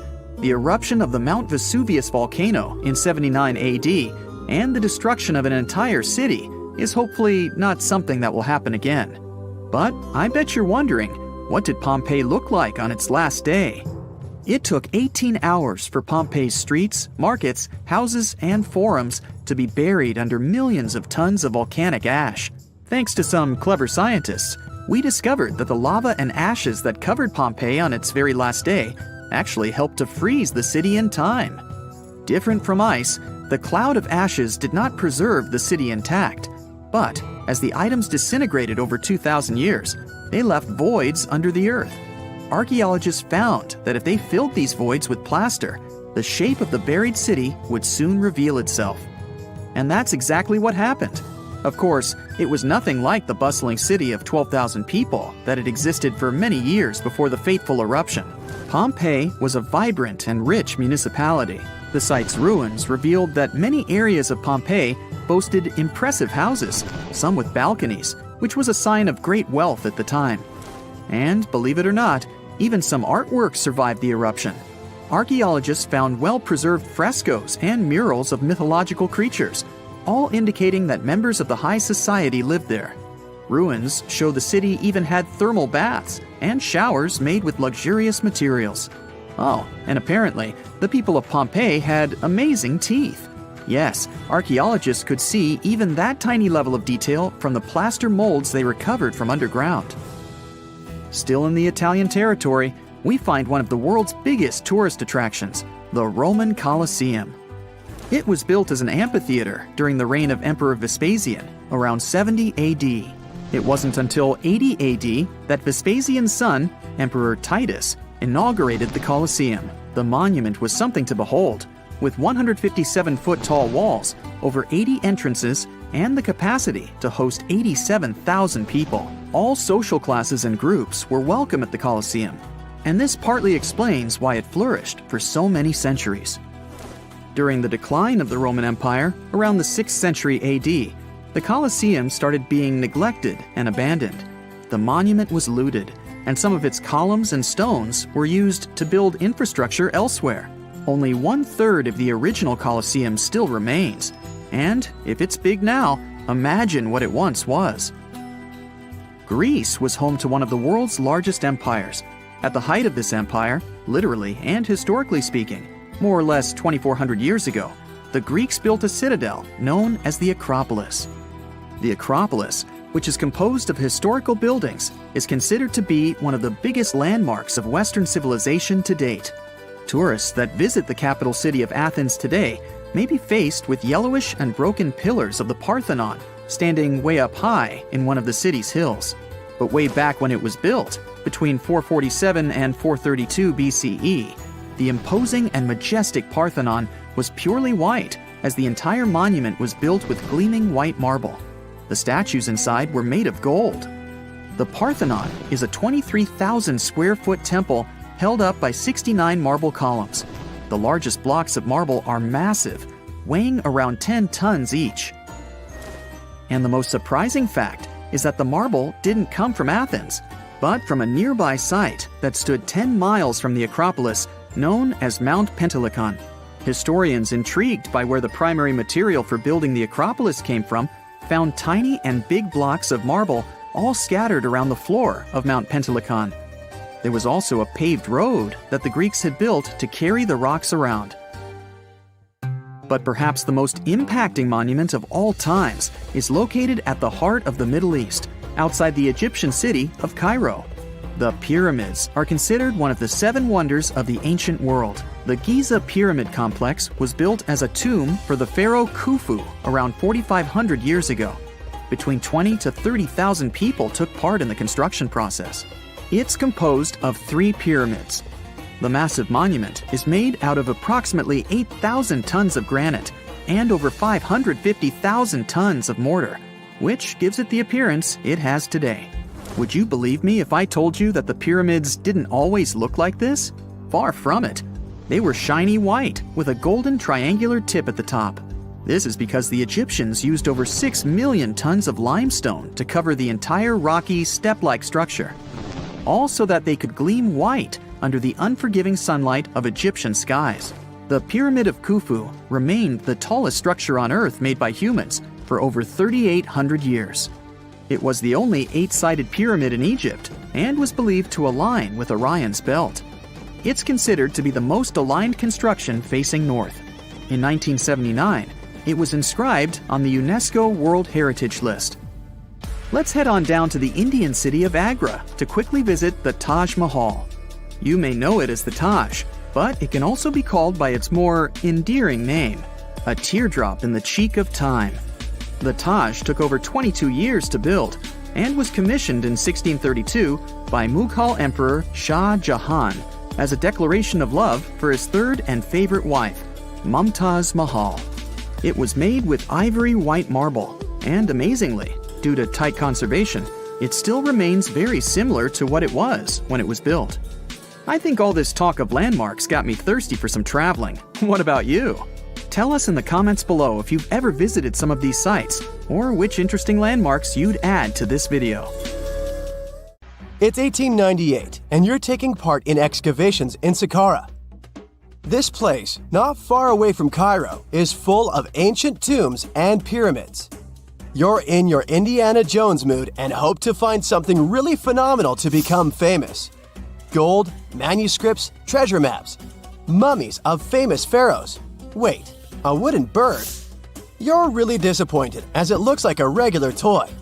An old one, but still.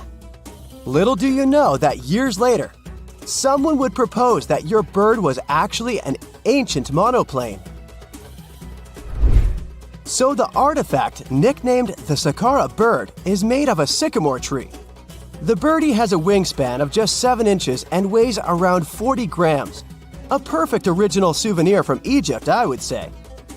It's over 2,000 years old and looks pretty plain, without any carvings of feathers or other intricate ornaments. It has a beak and eyes though, which makes our find look like a hawk, the emblem of the deity Horus. Its tail is rather unusual as it's squared, looks weirdly upright, and it seems like the sunken part of it was the place for a now missing piece. Humans love solving a good mystery, so there have been several attempts to explain the use of the birdie. First, quite simply, is that it was a ceremonial object.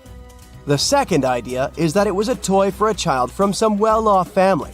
It could have been some sort of boomerang, which was a popular concept in ancient Egypt. Then there was a theory that the bird had been used as a weather vane.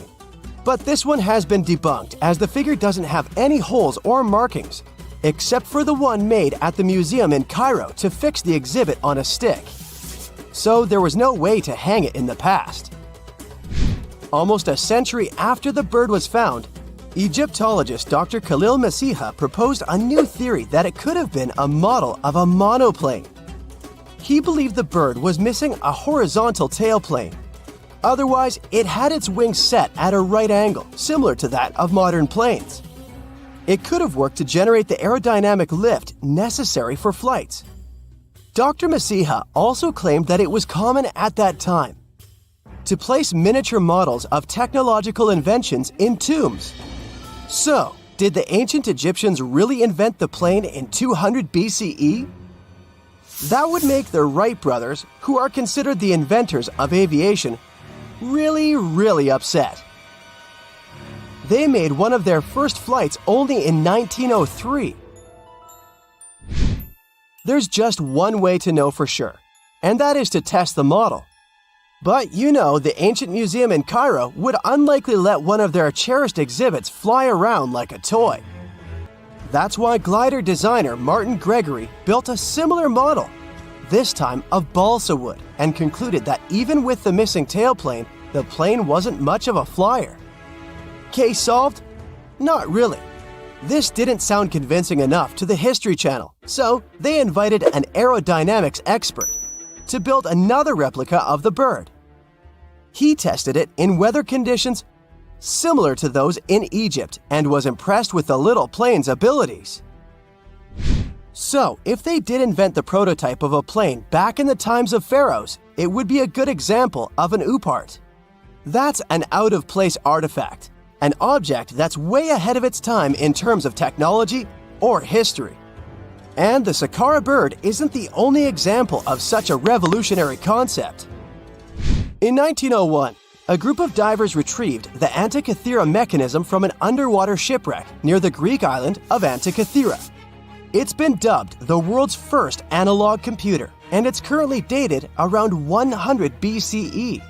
The bronze mechanism could tell the position of the sun, moon, planets, and stars, as well as the lunar phase, the dates of upcoming solar eclipses, and even the speed at which the moon moves through the sky. No one's sure who used it and how or where it was made. But it's obvious that it's extremely precise and way too advanced for its time. The first flushing toilets in the world were invented in the middle of the 20th century. Just kidding. The ancient Minoans on the Mediterranean island of Crete and the Indus Valley civilization both came up with this brilliant invention at the same time, around 4,000 years ago. The plumbing and sanitation were so well done that no one managed to design anything better until 2,000 years later. One ancient Minoan lavatory was discovered at the Palace of Knossos. It looks like it had a wooden seat set over a tunnel that directed water from a rooftop reservoir to an underground sewer. Other varieties got water from jugs. Only the super rich people could afford all this glory. So if you wanted to shop for real estate back then, the flushing toilet would be a telltale sign you were in the rich neighborhood. Automated doors became a cool, seemingly new invention back in 1931. But the technology behind them is actually much older. Think the 1st century CE old. Mathematician and engineer Heron of Alexandria came up with a hydraulic system to open and close temple doors. To bring it into action, you need to light a fire to produce heat. There was a brass pot under the fire, half filled with water. The inventor connected the brass pot to containers that acted as weights. When the fire was burning, the water moved into the containers. They went down and pulled the ropes. It was nothing like a supermarket door that opens in front of you before you even have time to think. Heron's door took hours to open, and there was no way to stop the process. That's why they only opened the doors once a day before people entered the temple, to add some mysticism at the temple during ceremonies. Spooky. Looks like the first ever battery was invented in Baghdad around 2,000 years ago. A German archaeologist found this oval-shaped clay jar in 1938. Scientists are still not sure what purpose it served and who exactly invented it. There is a theory that it was used for electroplating objects with precious metals. When they filled it with a weak acid like vinegar, the battery produced around 1 volt of electricity. Another theory says it was a vessel for sacred scrolls. Would you like to buy contact lenses designed by Leonardo da Vinci himself? In 1508, he invented a glass lens with a funnel on one side. You were supposed to wear it with water inside to improve your vision. Sounds a bit uncomfortable, doesn't it? So, around a century later, French scientist René Descartes decided to improve the idea and make the cornea contact the future lenses. Contacts because they contact your eyes, get it? The glass tube with liquid did help improve vision, but blinking was sadly impossible. 2.5 centuries later, new technologies in the glass industry let scientists design contacts that would fit in the eye and even let the wearer blink. Thanks, guys! Still, those lenses were made of heavy blown glass and didn't let the eye breathe. About 50 years later, contacts became plastic. Lightweight, unbreakable, and scratch-resistant, but still covering the entire eye. And then, in 1948, an English optical technician accidentally sanded down a plastic lens and figured out they'd still be in place even if they covered only the cornea. Imagine you're living in 19th century London and need to send a message to New York. It would have taken about 10 days to get there by ship. So when delivery time went from days to hours in 1858, it was a true sensation. The first message was sent by Queen Victoria herself. It was all made possible thanks to the transatlantic telegraph cable, running under the ocean. Sadly, the new cool invention only lasted a few weeks. It took years to bring it back to life. Welcome to Rapa Nui, better known as Easter Island. It's a tiny speck in the vast Pacific Ocean, 2,200 miles away from the coast of Chile. This island is most famous for its eerie moai statues. This place is also home to one of the most mysterious writing systems in the world, called Ronga Ronga. We found it on 27 small wooden tablets. For years, historians have been arguing about the true history of these tablets, and now we might have found the truth. Humans first set foot on this island in the 12th century. For many years, it was home to the Rapa Nui people. They were pretty isolated out there in the Pacific Ocean until Europeans arrived in the 1720s. Europeans brought with them lots of troubles, leaving only a small fraction of the native population alive. Later in the 19th century, a missionary, Eugene Iro, went to the island and discovered the wooden tablets with intricate symbols carved on them. He wrote how marvelous they are, but there are hundreds of them on the island, and that they can be found in every household. But unfortunately, not all of them survive to this day. We've only got 27 of them. Some of them were heavily weathered, burned, or otherwise damaged, and now they're scattered all over the world in museums and private collections. Some of the language's artifacts were carted off to Tahiti and then to Europe by Europeans, leaving none behind on Easter Island itself. The 4 sacred tablets found their home in a congregation in Rome. They were the ones used in the recent discovery. For years, historians have been arguing whether this writing system was made up by the islanders themselves or they borrowed it from Europeans. To find the truth, they decided to use a technique called radiocarbon dating. All organic materials, like wood, charcoal, and so on, contain a tiny amount of a radioactive form of carbon called carbon-14. When life comes to an end, things stop taking in carbon-14, and the amount they had starts to decay over time. By measuring how much carbon-14 is left in a sample, we can assume how old this sample is. This is how we learn the age of many fossils and artifacts. So, they looked at the age of some Ronga-Ronga tablets.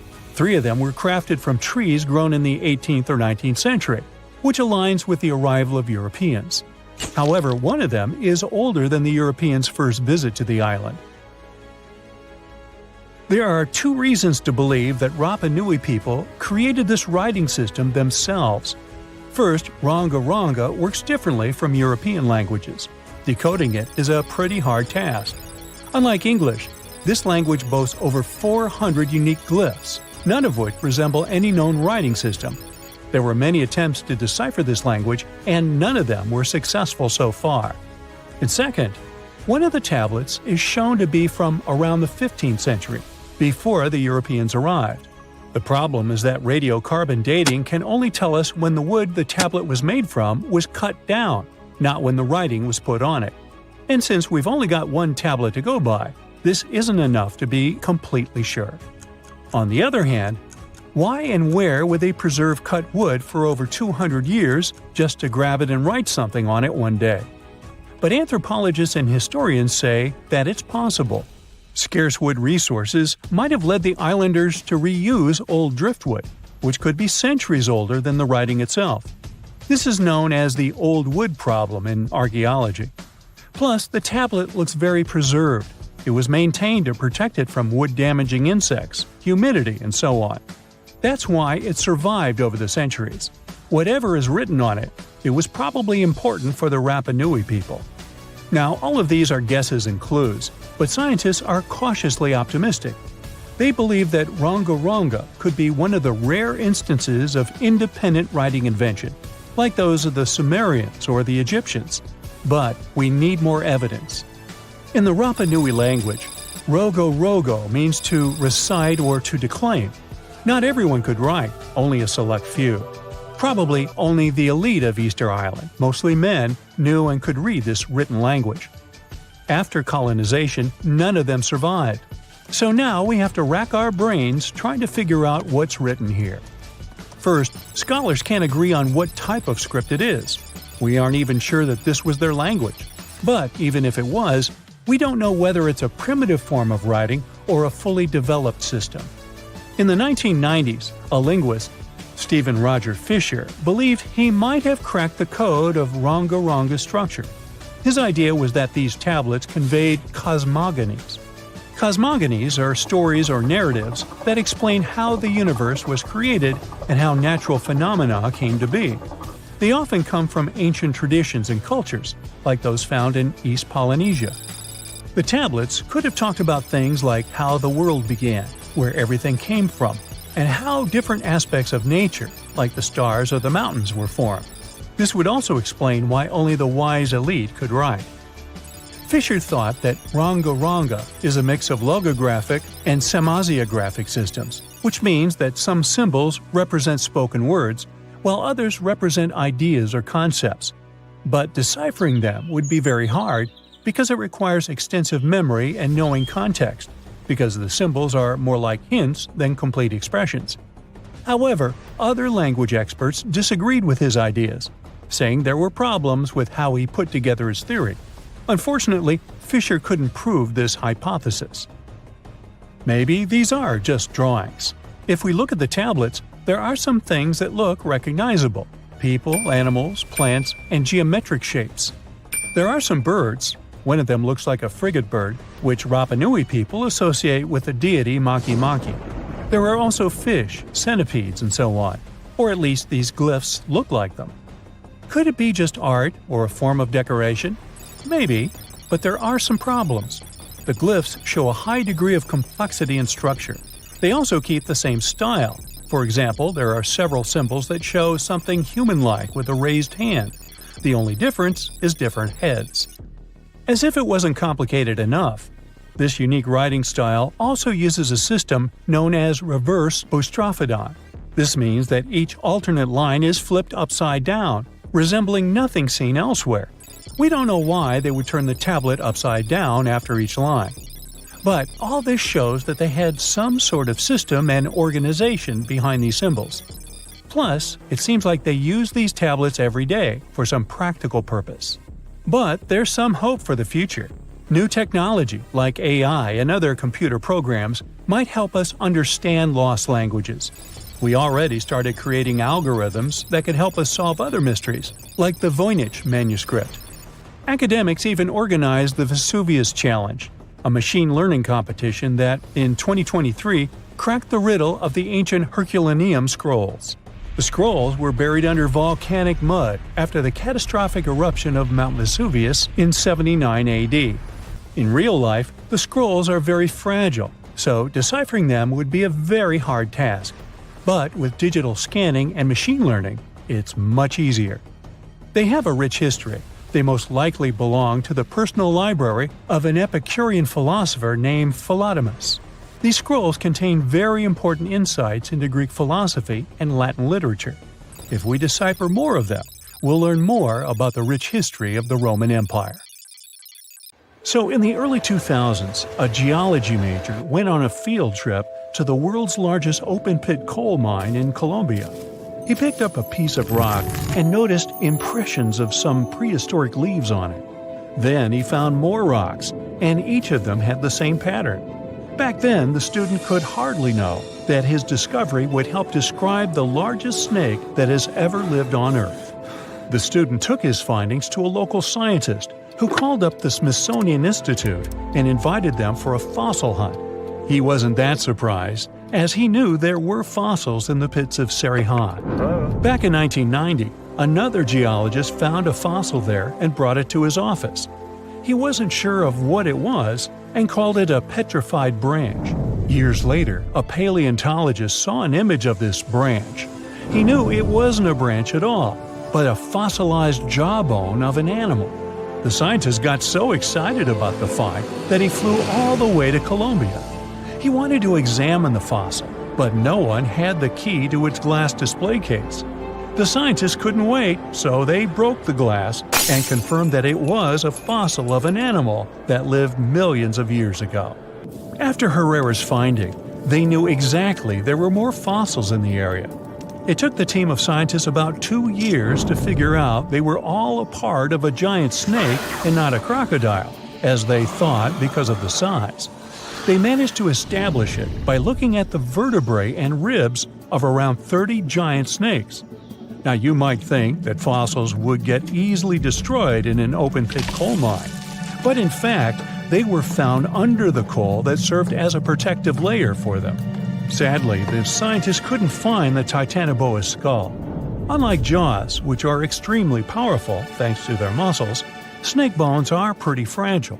That's why they usually crumble long before the sediment can appear over them. But still, the researchers managed to find 3 skull fragments. Thanks to this discovery, they've made a full-scale replica of the snake's head, which supported the theory that it used to be one of the largest predators of its time. If you're starting to freak out, don't worry, so am I.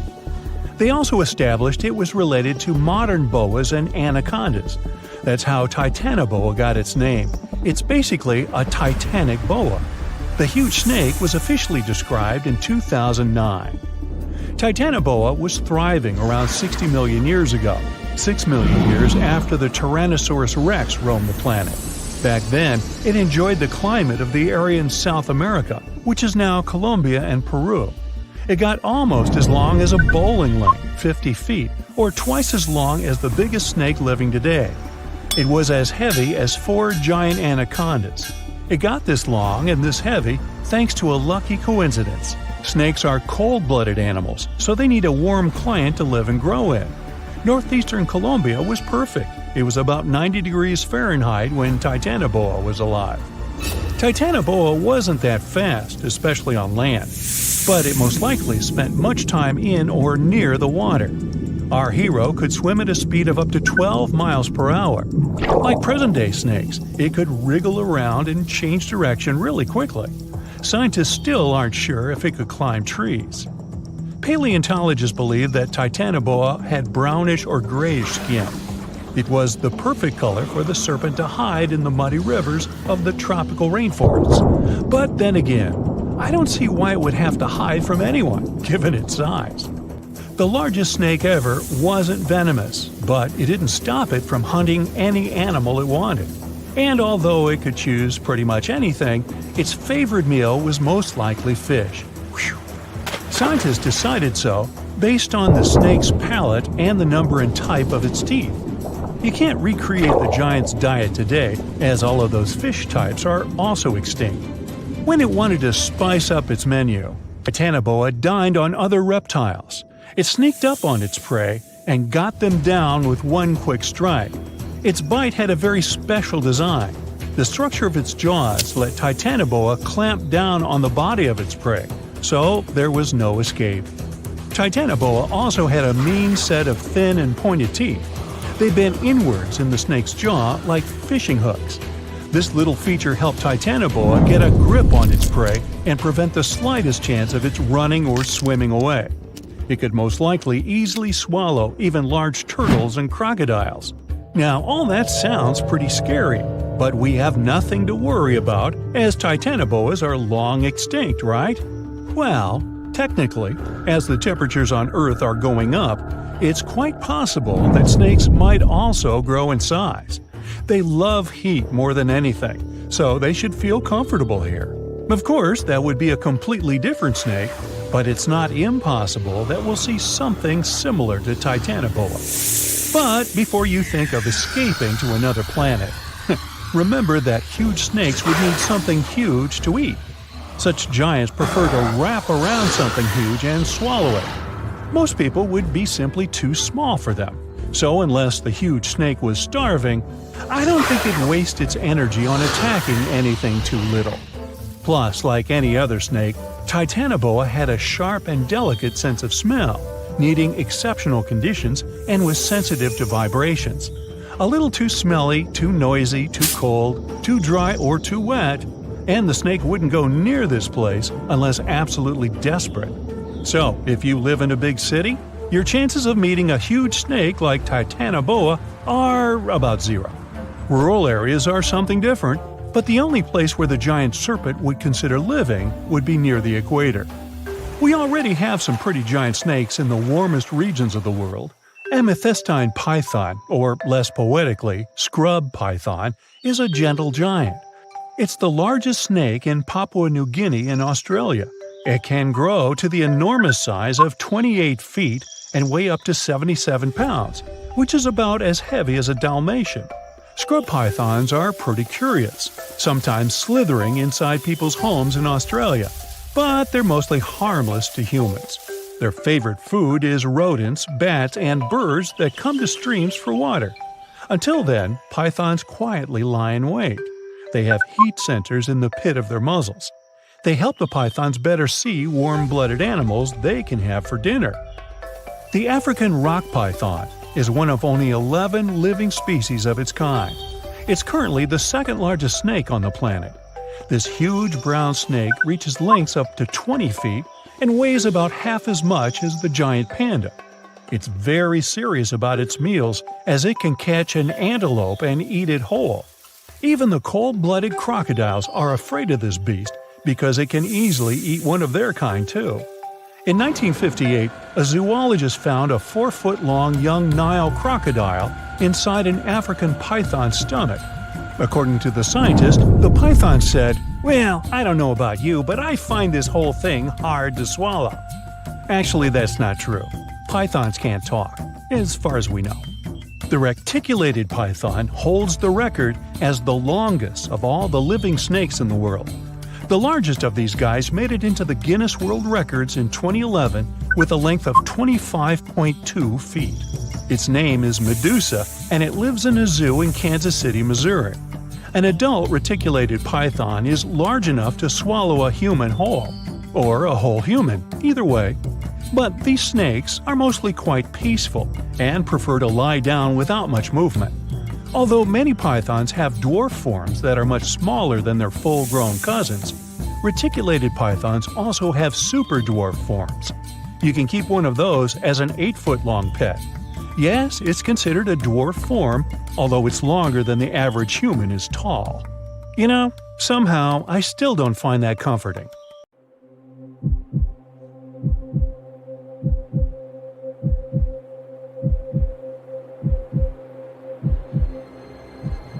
Leave it to people wandering on Google Earth to stumble upon the world's newest and weirdest places ever. Like this mysterious pyramid discovered in Antarctica. Soon enough, the internet blew up with all sorts of theories regarding this unusual shape. Could it be a sign from a different life form? Is this pyramid indeed natural, or is it man-made?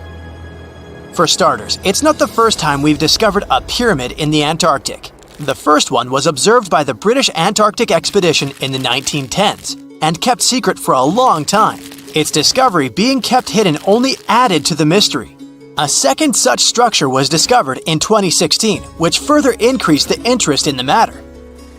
The mystery was soon enough deciphered by scientists. These formations are just mountains. They're located near the Ellsworth Mountains, a range over 250 miles long, so they're just mountain peaks that have broken through the ice sheet. As for their particular shape, it's just a coincidence. Pyramids are found throughout nature. The Matterhorn in the Alps and Mount Ballenstinder in Iceland, for example, are quite similar in terms of shape. As for the official name of these peaks, they're called nunataks, or peaks of rock peeking through a glacier or an ice sheet. Antarctica has way more incredible features, like the fact that it's home of 60 to 90% of the world's fresh water. That's because its ice sheet is the biggest on our planet, stretching across 5.4 million square miles. I'll spare you the calculations, but that leaves only 1% of the continent ice-free. Antarctica's ice reaches 2.7 miles thick at its deepest point, meaning half the height of Mount Everest. Should it ever melt completely, our sea levels would rise to roughly 200 feet. It wasn't always this cold, though. At some point in our planet's history, Antarctica had some average temperatures as the city of Melbourne has today. It took a lot of research, but scientists figured out that Antarctica's temperatures could have reached up to 62.6 degrees Fahrenheit.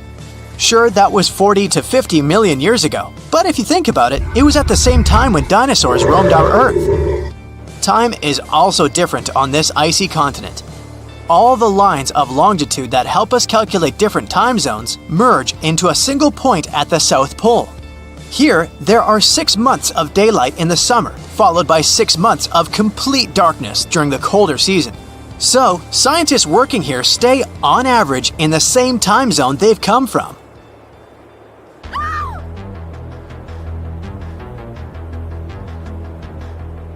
The Blood Falls aren't a chapter of a thriller movie. They are merely a series of waterfalls located in one of the driest regions of Antarctica. They emerge from an underground lake filled with a special type of bacteria. These little organisms use sulfates as fuel instead of sugars, which makes them very intriguing for scientists. The water contained in this lake is so full of iron that it basically just rusts when it meets air. So, the reddish color of the waterfall also gives it its trademark name. The megalodon was the largest predator ever known in our planet's history. In terms of its location, the megalodon lived practically in all waters on our globe, except near the poles. The reason why there are no megalodon teeth found in Antarctica is probably because the gigantic creature was adapted to only warm tropical and subtropical waters. If you plan to visit Antarctica by boat someday, just know you might not get there on a non-metallic boat. The hull of your transportation device must be made of either steel or aluminum to withstand the harsh weather conditions here. Antarctica isn't home to a lot of bugs. In fact, there is only one true species of insect that calls this place home. It's a wingless midge called Belgica antarctica. This fly is so tiny that it only reaches 0.08 to 0.23 inches long, but it's still the Antarctic's largest terrestrial animal. A lot of Antarctic fish also come with an antifreeze substance in their blood. They don't necessarily need it for protection against the cold temperature, but mostly against touching ice. These antifreezes are made up of large glycoprotein molecules. They surround any small ice crystals that may form, making sure they don't spread through the animal's tissues, which could cause a lot of damage. They also create a sort of small pillow blocking the sharp ice crystals, so they're less likely to cause any pain. It also doesn't rain a lot here on this icy continent, but one amazing meteorological quirk of Antarctica is that it's full of diamond dust. This dust is basically small ice crystals that pop out of humid air close to the Earth's surface. Think of it like an icy fog. As they flow through the air and get touched by sunlight, they begin to sparkle, making visitors here feel like they're surrounded by diamonds. It's probably the last place you'd want to go into labor, but in 1978, the first person was born here ever. Emil Marco Palma was its name, and ever since, 10 other people have been born here in Antarctica. There's a lake on this icy continent that is so full of salt, it makes it impossible for it to freeze over, even if temperatures can go as low as 5 degrees Fahrenheit. That's because pure water freezes at 32 degrees Fahrenheit. Water that has salt in it, or any other substance for that matter, will freeze, but at a way lower temperature. That lower temperature is adjustable depending on the substance itself and the amount that has been placed into the water. Antarctica was the last official continent to be discovered. It remained completely unseen until the 1820s. But it took another 20 years to confirm it was actually a continent and not just a group of icy islands. Just because it's really cold here doesn't mean you can't go on a date here. One December night, an American scientist that was posted in Antarctica logged into a dating app simply out of curiosity. He was certain no other profiles would show up, but to his surprise, he found someone soon enough. Another researcher who was stationed just 45 minutes away, by helicopter of course. They eventually got together and went on the first date in Antarctica ever recorded. Apart from ice, this continent has something else way more abundantly than any other piece of land on Earth: meteorites. If we look at the research done by scientists, meteorites have equal chances of reaching any place on our planet. However, once they go through our atmosphere, the situation is a bit more complex. That's because different climates on our planet, like the humid ones found near the jungle, have a lot of moisture and oxygen, which will corrode most meteorites. The climate in Antarctica is really dry, so the possibility of meteorites corroding is little to none. More so, it's way easier to spot these rocks on the icy white surface of this area than in any other place on Earth. If you're not scared of the cold, you'll surely freak out when you hear about the winds here. That's because Antarctica is for the most part the windiest place on Earth. Wind speeds have been reported here to reach even 200 miles per hour. Hello, Brightsiders! Do you know what's hidden inside President Lincoln's head or at the Grand Station Terminal in New York? Today, I will reveal secrets about America's best-known landmarks you have never heard of. At the towering granite faces of Mount Rushmore, there's a hidden chamber inside President Lincoln's head, built initially to hold essential documents from US history. The original plan was to create a much larger carving of several vital moments in American history. Unfortunately, it was far too complicated to be completed, and a Hall of Records was chosen instead. The construction stopped for many years with the room left unfinished. However, the project was revived in late 90s and they completed the chamber. The hidden room tells the US's story to future generations, a time capsule of American history. Sadly, tourists can't access the secret room as it's too difficult to reach. Anyone running through the Grand Central Terminal to get to their train on time knows that you work up quite a sweat. Some hidden Manhattanites are also working up a sweat somewhere else at the station. Few commuters realize that the Grand Central Terminal has been home to a tennis club for decades.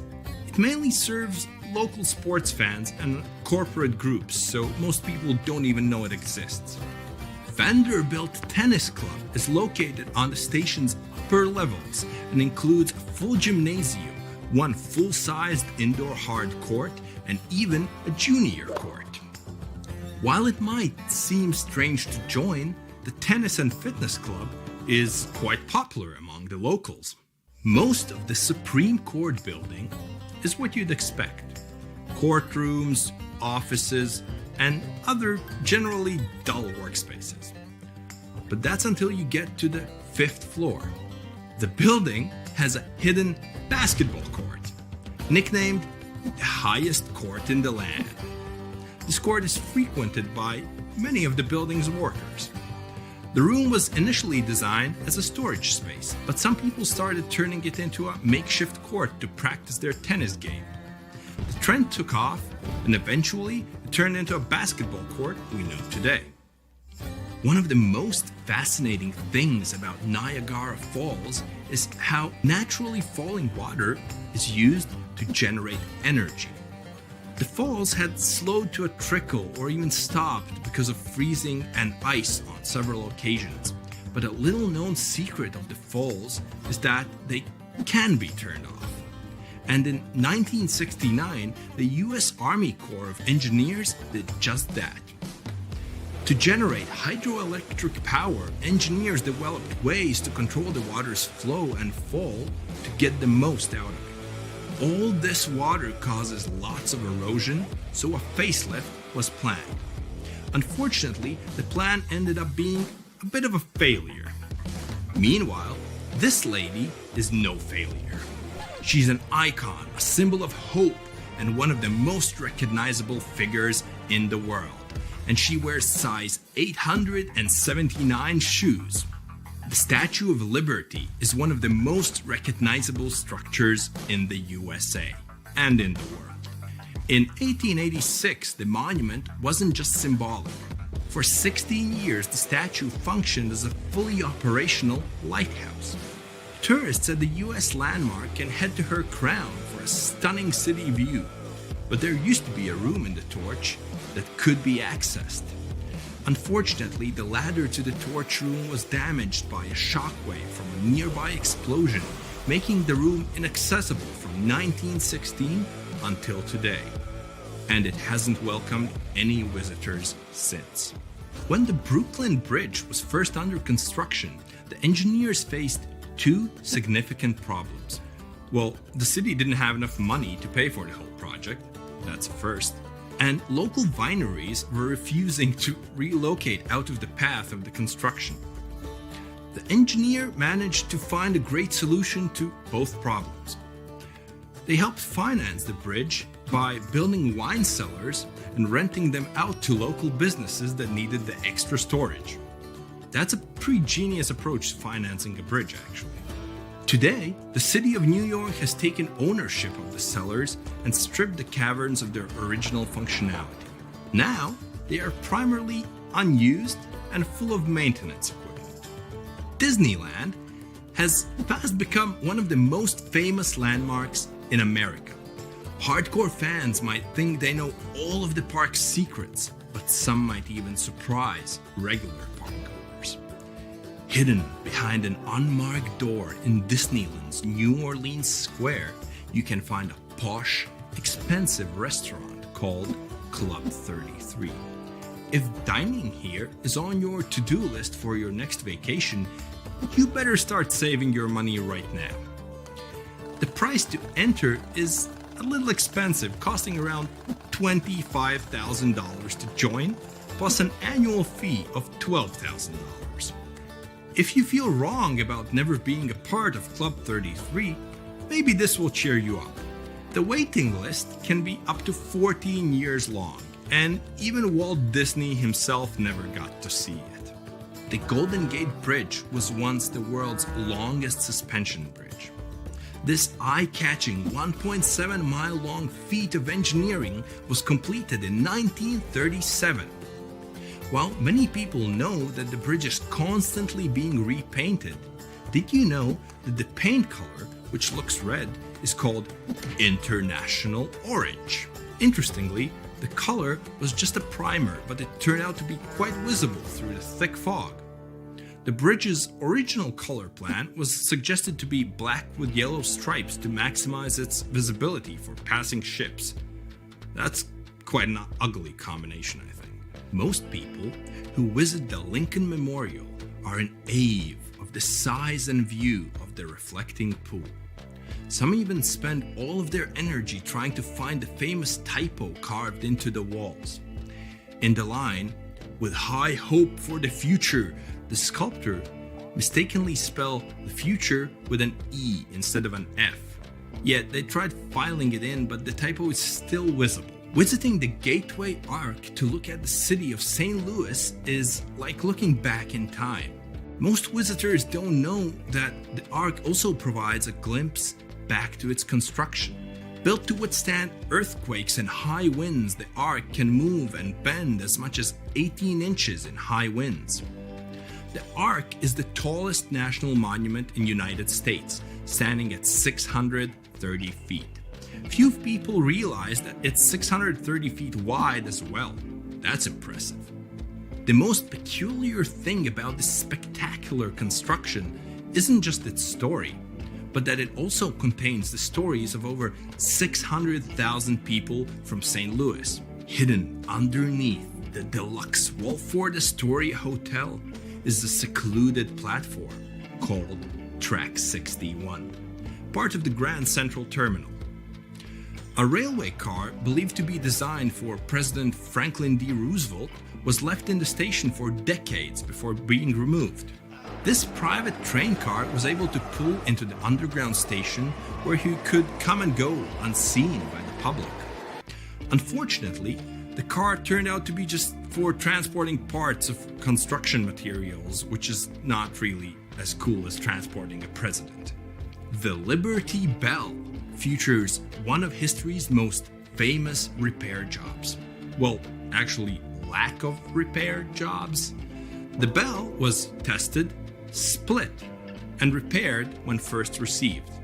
And it just got worse from there. After nearly 90 years of use, a narrow crack formed in the Liberty Bell in 1840s.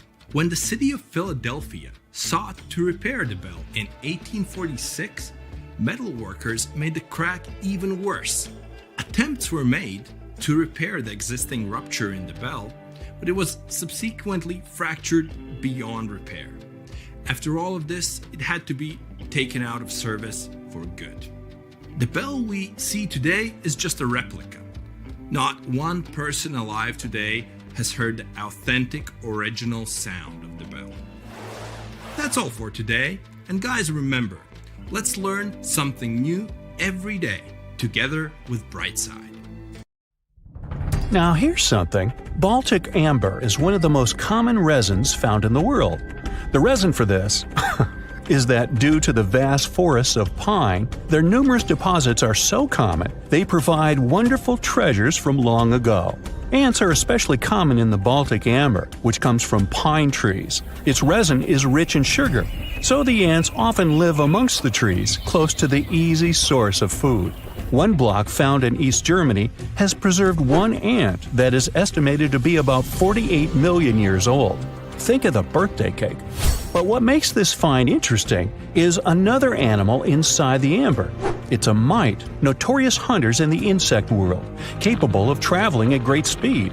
These guys quickly latch onto their hosts, sucking them dry. They're also capable of destroying entire hives in one go. And within this piece of amber, the amber provides a display of their final struggle. In Southeast Asia, feathers belonging to something unique have been found from 80 million years ago. They were captured in resin during the Cretaceous period, a peak time for dinosaurs. The many feathers inside are from the Coelurosaur. It looks like a dinosaur, but this animal is more related to birds. Other feathers like this have been found in resin. They belong to avian and other non-flying dinosaurs. The discoveries have helped reimagine what dinosaurs actually look like. Still, dinosaurs may have had feathers instead of being completely bald. Of course, for most of them, the feathers weren't used for flying, but they helped the dinos stay warm. However, the feathers weren't all that was found, and a part of the Coelurosaur's tail is also preserved. Still, it's so small and ancient that its DNA hasn't survived to map their entire genome. The enclosed tail is also very delicate, and it can't be removed from its protective amber shell. But although these findings can only be observed, they've still provided a great insight in the evolution of birds. But how does amber preserve things so effectively, even at the initial stages? The trees produce the resin to protect any small gaps in the bark against feeding insects. Its antiseptic nature and lack of water content ensures it doesn't degrade for a long time. This also makes it more resilient as it petrifies over long periods, eventually becoming a fossil. Some of the oldest amber ever found was from the Triassic period, showing how long it can last. The pieces from Italy are about 230 million years old. And inside one of these ancient droplets holds the oldest arthropod ever recorded. This mite found inside has provided a broader understanding to their evolution. Today, they're known to mainly annoy gardeners by feeding on the petals of flowering plants. However, at the time the mite was caught, flowers didn't have any petals, and it would be without this tasty meal for another 100 million years.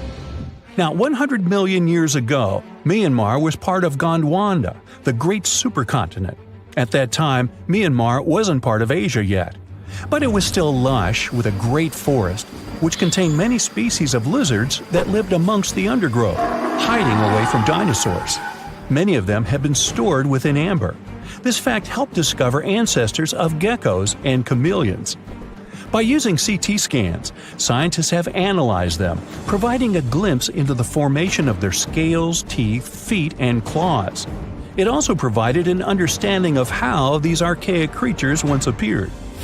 Although mostly pieces of lizards, by using modern technology, the scientists have been able to create 3D images of the lizard.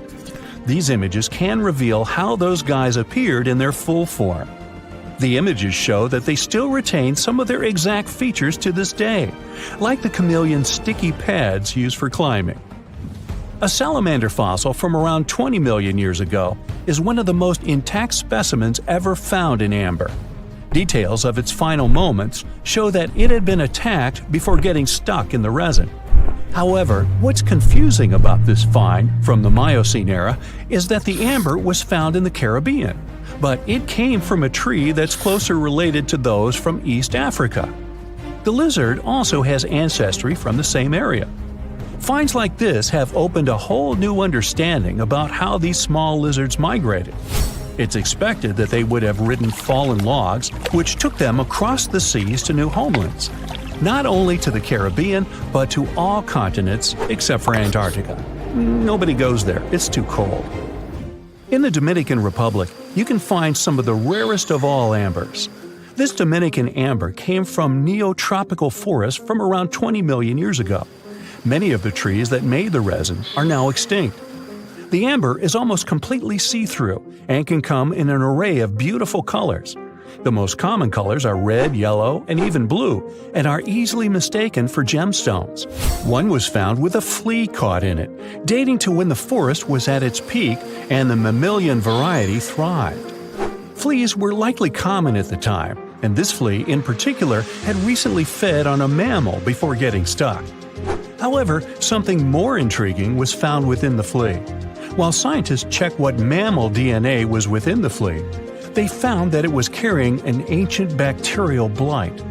These blights have been constant throughout Earth's history, dramatically decreasing populations of animals and plants. This now extinct blight in the amber helped scientists determine how much the bacteria have evolved and how it spread. Now, most remnants of insects inside amber aren't much more than the exoskeleton bodies. But with some found in Myanmar, they were so well preserved that even the color of the insects is still intact. Colors in nature appear in three different ways. The first is bioluminescence, that's produced by a chemical reaction within a living organism. The second is about pigments, where the color appears in an animal or plant tissue. The third is called structural coloration, and the production of colors here is explained by microscopic surfaces fine enough to react with the light. The rare insects in amber were found in the form of structural coloration, but only at specific wavelengths. It all explains the very intense colors rarely found.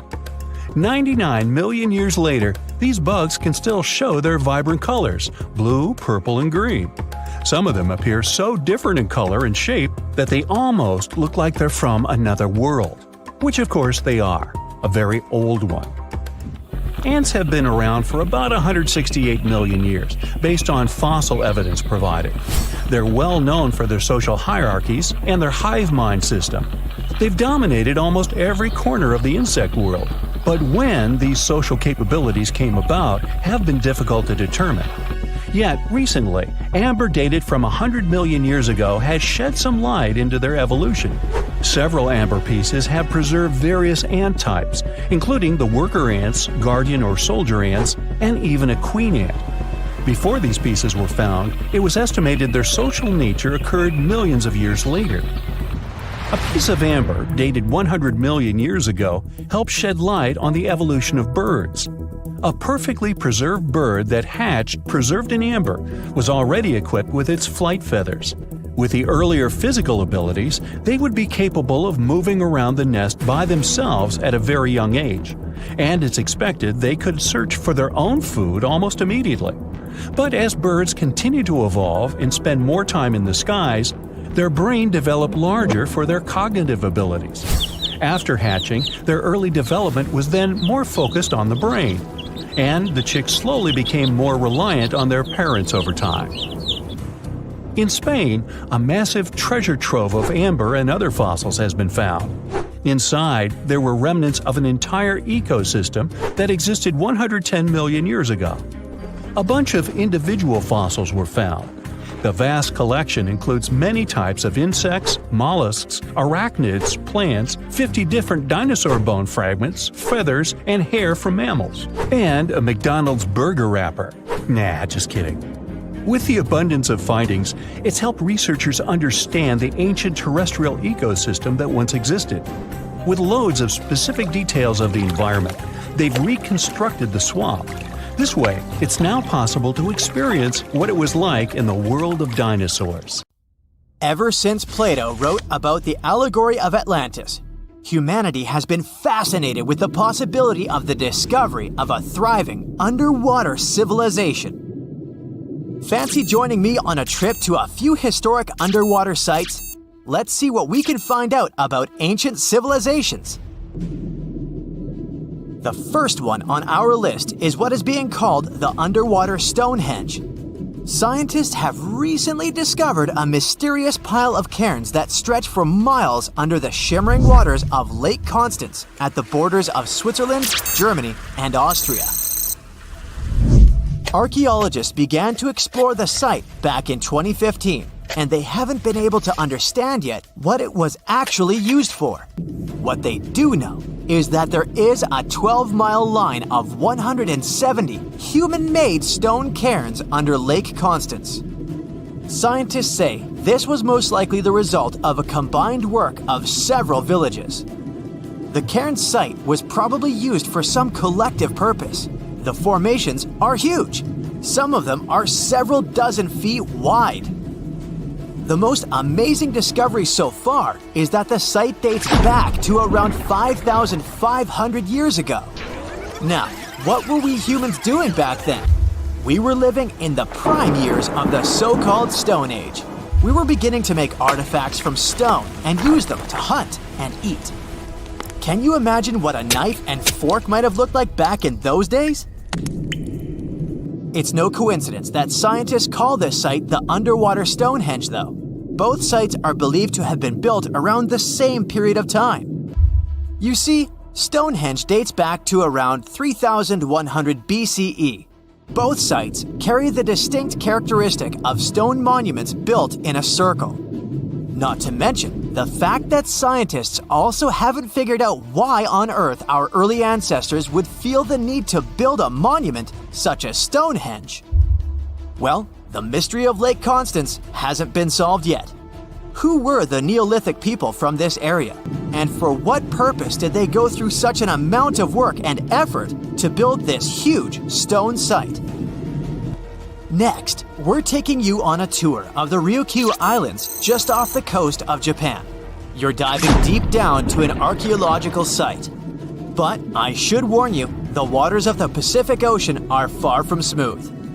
It doesn't take long before you see a huge structure, thanks to the sunlight shining down on the seabed. At first, it looks like Machu Picchu's ruins located across the globe in Peru. As you approach the site, you slowly figure out its forms. A pyramid-shaped structure, arches, staircases. It's something that could have easily been a palace or a castle. Could this be a sign of human activity? What you've just seen is known today as the Yonaguni Monument. It also goes by the name of Japan's Atlantis. The entire monument is about the size of 5 soccer fields and the height of a 5-story building. Its most surprising feature is its expanse of terraces. Explorers and scientists believe that Yonaguni might be 10,000 years old. But whether it's a human-made structure or a natural formation is still under debate. For Japan's top marine geologist, Professor Masaki Kimura, Yonaguni is the heritage of a lost civilization. Kimura has dived to the bottom of the ocean to explore the ruins over 100 times over the past 10 years. According to him, there are clear signs of human activity down there. On the monument's surface, there is a triangle-shaped concave that is a historical symbol of water fountains in the region.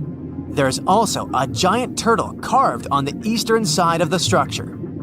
And, according to Kimura, turtles have an important cultural meaning. Several pieces of stone tools have been recovered from the site. Their estimated age is around 10,000 years. However, not all scientists support this theory. For many, Yonaguni is the result of thousands of years of erosion. The fact that the monument is composed of one massive rock leads them to believe it's not human-made. The defined edges and flat surfaces resemble a natural formation in Northern Ireland, known as the Giant's Causeway. The basalt columns look like the ruins of a palace, but they're actually the result of volcanic activity in the region. Now, you're flying to the coast of Greece, 4 hours away from Athens. More specifically, you're in the Peloponnese Peninsula. You dust off an old snorkel and head for a free dive on a bright sunny day. Sometime into the dive, you start noticing patterns on a seabed. 13 feet below the surface, outlines of familiar objects start to appear, one by one. As you continue swimming, what looks like the outline of an entire city emerges in front of your eyes. Are you wondering how water could have taken the whole city? Rocks are perfectly aligned into what appears to be the foundation of a building. This is Pavlopetri, an ancient city you've probably heard about for the first time. It was discovered by Nicholas Fleming, a British oceanographer, when he was on vacation in Greece. He had heard rumors about Pavlopetri's existence and indeed found several artifacts on the seafloor. He went back to the area a year later with the team. They found a site filled with pots, storage vessels, and tools. A kernstone, for instance, is a tool used for grinding grains and turning them into flour. Multiple amphoras indicate that this settlement dates back to the Bronze Age, 5,500 years ago, when people started living in towns. The settlement is believed to have existed for over 2,400 years. Today, Pavlopetri is considered the oldest submerged town ever discovered. And what's impressive is that it wasn't a simple village. It was a vibrant port city with stone buildings, a marketplace, streets, and even squares. The next stop on our voyage is one of today's most famous underwater cities that has been turned into an archaeological park. The city of Port Royal in Jamaica exists only below the surface, but in 1692 it was one of the wealthiest cities in the Western Hemisphere. Port Royal was the center of the British Empire at the time and an important trade city that attracted people from all over the region. It was also home to real-life pirates of the Caribbean. On the morning of June 7, 1692, the people of Port Royal met a different fate than they had probably expected. The city woke up shaking. People were thrown out of their beds by the power of a massive earthquake, ranking 7.5 on a Richter scale. One survivor said he had seen Earth opening up and swallowing the whole town. What he said could be true, as the city was mainly built on sand. The ground swallowed buildings, roads, you name it. Geysers erupted, and finally, waves as big as 10-story buildings hit the city. About 33 acres of the city disappeared under the water. Amazingly, most of its 17th century remains are still in good condition under 40 feet of water. Archaeologists have found taverns, storage rooms, kitchens, and recreational buildings used for diverse purposes. You can also see a grand lion statue, a submerged bridge, and many picturesque arches. Of course, I saved the best for last: India. Just off its coast lies another sunken marvel. A site known as the Lost City of Cambay is located in the Gulf with a similar name. It remained undiscovered until 2001, when the National Institute of Ocean Technology made a routine water assessment. With the help of sonar technology, which sends a wave sound to the bottom of the sea, they found something far beneath the surface. Images showed well-defined geometric shapes spread along a 5-mile stretch. The remains date to more than 9,500 years ago, meaning this civilization was lost at around the end of the Ice Age. Debris recovered from the site included construction material, pottery, beads, sculptures, and even bones. Scientists argue whether these artifacts are indeed from the site, but if they truly are, then the lost city of Cambay might be the oldest civilization in the world. You're entering the territory of an amazing but abandoned wildlife park. The animal cages are overgrown with grass. Small houses have been left for a long time, and cobwebs and mold are everywhere. You walk into a dark building and see a green glow ahead. You approach and realize it's a large water tank. There's old green water in it, but you're attracted by the silhouette of a huge fish inside. You've just found a great white shark. Its body is in a formaldehyde solution, keeping it almost perfectly preserved. In 2012, Wildlife Wonderland in Australia ceased its operations. All the animals were moved from there, but the shark was forgotten. In 2018, urban explorer Luke McPherson visited this abandoned place and posted a video of the embalmed shark. The video got millions of views, and the shark got a name: Rosie. Since then, the park has attracted many tourists. Unfortunately, vandals were among them. The fish tank was damaged and graffiti was painted on it. People demanded to save the unusual find, and a few months later, when the shark tank was almost destroyed, it was moved to another working exhibition center. There, they restored the tank and renewed the liquid in it so the shark could retain its appearance. The next abandoned place is much scarier. Probably because of this, it attracts lots of visitors. We're in the Czech Republic, in the small village of Lukova. It's very beautiful here, with small houses, cozy streets, and rich nature. Among the trees, you suddenly notice the silhouette of an old chapel. Before you go inside, you realize it's completely abandoned. You see old bricks with faded paint on the walls and a rusting metal roof. It looks a little creepy. You make a step inside. If some travelers discovered this place at night, they would run away screaming from what they saw inside. There are patrons in the chapel. Most of them are sitting on benches, and some are standing. They don't move because they are plaster statues. But the most terrifying thing is that each statue is covered with a white sheet. In 1968, the chapel roof began to rot. Eventually, it collapsed, and residents stopped coming here. In 2014, an artist made some plaster statues and placed them here to make it seem as if the building was haunted. This installation attracts tourists from all over the world, which helps gather the money to restore the chapel. We're in the US now, driving along Vashon Highway. There's a dense forest on both sides of the road. You get to the bus stop and get out of the car. To see the strange find you've heard about, you need to go into the forest. You wade through bushes, mud, trees, and there you are. At first, you see nothing special, but then you look up. There's a rusty red bicycle, literally inside a tree. It's become a part of the forest. The wheels and handlebars stick out, and everything else is inside the trunk. It turns out that in 1954, a local boy was given a bicycle, but he was not very happy with his gift. The tires were very thin and hard, and the handlebar looked like it came from a child's tricycle. One day, this boy was playing in the woods with his friends, and only he had a bicycle.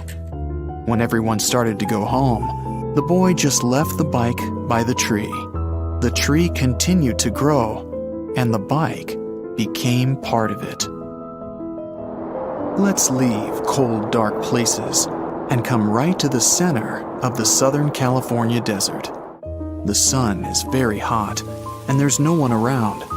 Only sand, dry brush, and mountains are in the distance.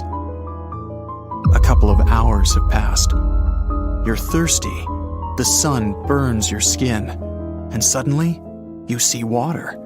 Or is it a mirage? You approach in hopes it isn't. Yes, this is real water, but it's not an oasis. Here, in the middle of the desert, there's an unmarked swimming pool. What a pleasure it is to jump inside. It's called a social pool. An artist built it in the summer of 2014. Absolutely anyone can use this pool, but not everyone will be able to find it. Unfortunately, there's only a carcass left of it today.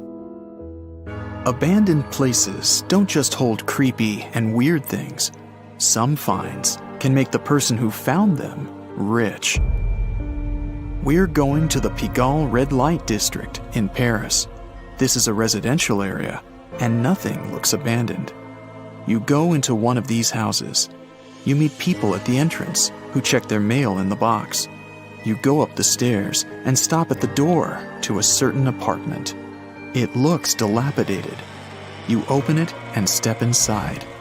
What you see here reminds you of a creepy scene from a haunted house movie. All the furniture and decorations are not from this century.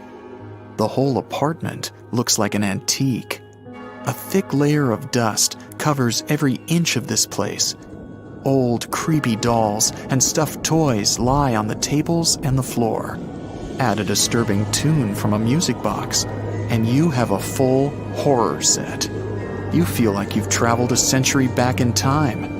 And in a sense, it's true. The owner of the apartment moved out in the 1940s. She left everything as it was. The apartment was left untouched for 70 years.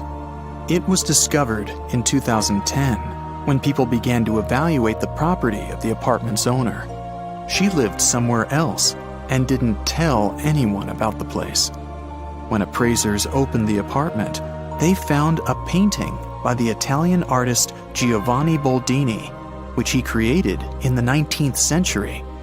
This painting was sold for $2.5 million. Now we go to another desert, in Namibia. Here, among the dunes, not far from the ocean coast, you find a dried-up lagoon and an old sunken ship half buried in the sand, or rather, what's left of it. The age of this Portuguese vessel is about 500 years. It originally sailed from Lisbon in 1533 and disappeared near a Namibian diamond mining city. Walking among the wreckage, you can find ship parts from those times, but the most interesting thing is a chest with gold coins. The net worth of the entire ship, along with the valuable treasure, is estimated at over $12 million. The wreckage was discovered by geologists in 2008, but its full glory was only uncovered 8 years later. And now you're walking down New York streets, passing a dark, deserted alley where you see some trash bins. You notice a painted canvas sticking out of one of them. You take it out of the trash, and it turns out to be a painting. The image isn't very clear, but it looks beautiful. You decide a piece of art doesn't belong in the trash and take it home. For the next 4 years, you try to find out something about this painting, and one day, on a website about antique stuff, you find out that this painting is a missing art masterpiece worth $1 million. This is what happened to a woman from New York in 2003. When she found the painting in the trash, she immediately felt the power emanating from it. The woman learned the painting was stolen from its owner in 1989. She returned it and received $15,000 as a reward. The painting, called Tres Personajes, was drawn by the Mexican artist Rufino Tamayo in 1970. A collector bought this work of art as a gift for his wife, but a few years later, the painting was stolen while the couple was moving into a new home. Now let's finish our journey with the most grandiose and large-scale find. We're in Turkey. You've been living in an old house for a very long time, and you want to redecorate the place. You throw out all of your obsolete stuff, and then remember, you have an old basement. You never needed it before, but now you decide to turn it into a room. You break down a wall and discover a tunnel that leads underground. Excited, you go there and realize the tunnel doesn't just lead to a secret room. It leads to a colossal underground city. In 1963, a man from Turkey discovered an ancient city going down as deep as 18 floors. It could accommodate about 20,000 inhabitants, livestock, and food supplies. It's not just a maze of tunnels. There is a chapel, a school, stables, kitchens, and other attributes of civilization. The city was founded in the Byzantine era over 1,000 years ago. It was likely built as a shelter from natural disasters and wars. The coolest detail, though, is that it's not the only underground town. It adjoins many other tunnels that stretch for several miles. Surprise! There's more than 7 continents on our planet. Argoland, a hidden continent, may help us understand how our planet will look in the future. To find out how it hid from us and what secrets it holds, well, you'll just have to keep watching. Ready for a mystery? Scientists have been looking for a piece of land that's been missing for over 100 million years. Not exactly newsworthy, since people search for information about our planet's history all the time. You'd think it was probably this minuscule island somewhere in the middle of an ocean. Well, you'd be wrong, because this continent used to be as big as the entire U.S. territory. For a long time, geologists have been wondering, whether a massive chunk of contemporary Australia vanished into thin air. Some believed it was simply hiding somewhere on the ocean floor. But thanks to some Dutch specialists and 7 years of investigating, we now know there are bits and pieces of this lost land mixed underneath the lush jungles of Southeast Asia. The continents we see in our geography manuals these days are like scattered pieces of a puzzle. There's even a nice experiment you can conduct to see for yourself. Find a world map online and print it out. Cut out all of the continents and play around with them for a while. You'll see they all fit together. Probably the most striking thing you'll see is how South America perfectly fits near Africa. If you close up the oceans that were formed in the last 200 million years, the continents look like they form a giant letter C. And that C is what scientists call the supercontinent Pangaea. It was swimming in an ocean called Panthalassa, and the inner portion of that letter C had a smaller stretch of water called the Tethys Ocean. It is in this small ocean where things get interesting. Back in the Jurassic period, this vanished continent, which scientists started calling Argoland, vanished and left a hole in Australia, now known as the Argo-Abyssal Plain. Geologists initially believed this was all due to a process called subduction. It's when one piece of the Earth's crust dives under another and recycles it into the planet's mantle. Usually, specialists track this continental vanishing through off-scraping. That's how they figured out, for instance, that India bumped into Asia and gave us the majestic Himalayan mountains. But for Argoland, things were a bit more complicated. Bits and pieces were popping up in places like Myanmar and Indonesia, but they behaved like these time-traveling relics, looking way older than when Argoland supposedly separated from Australia. It immediately raised the question: if one continent can behave so weirdly, how many others are out there doing the same? Thankfully, scientists have now put together the entire timeline of Argoland and figured out its mystery. It didn't sink or get swallowed up. It simply transformed into an archipelago, breaking into smaller pieces, called microcontinents, and floating away from Australia.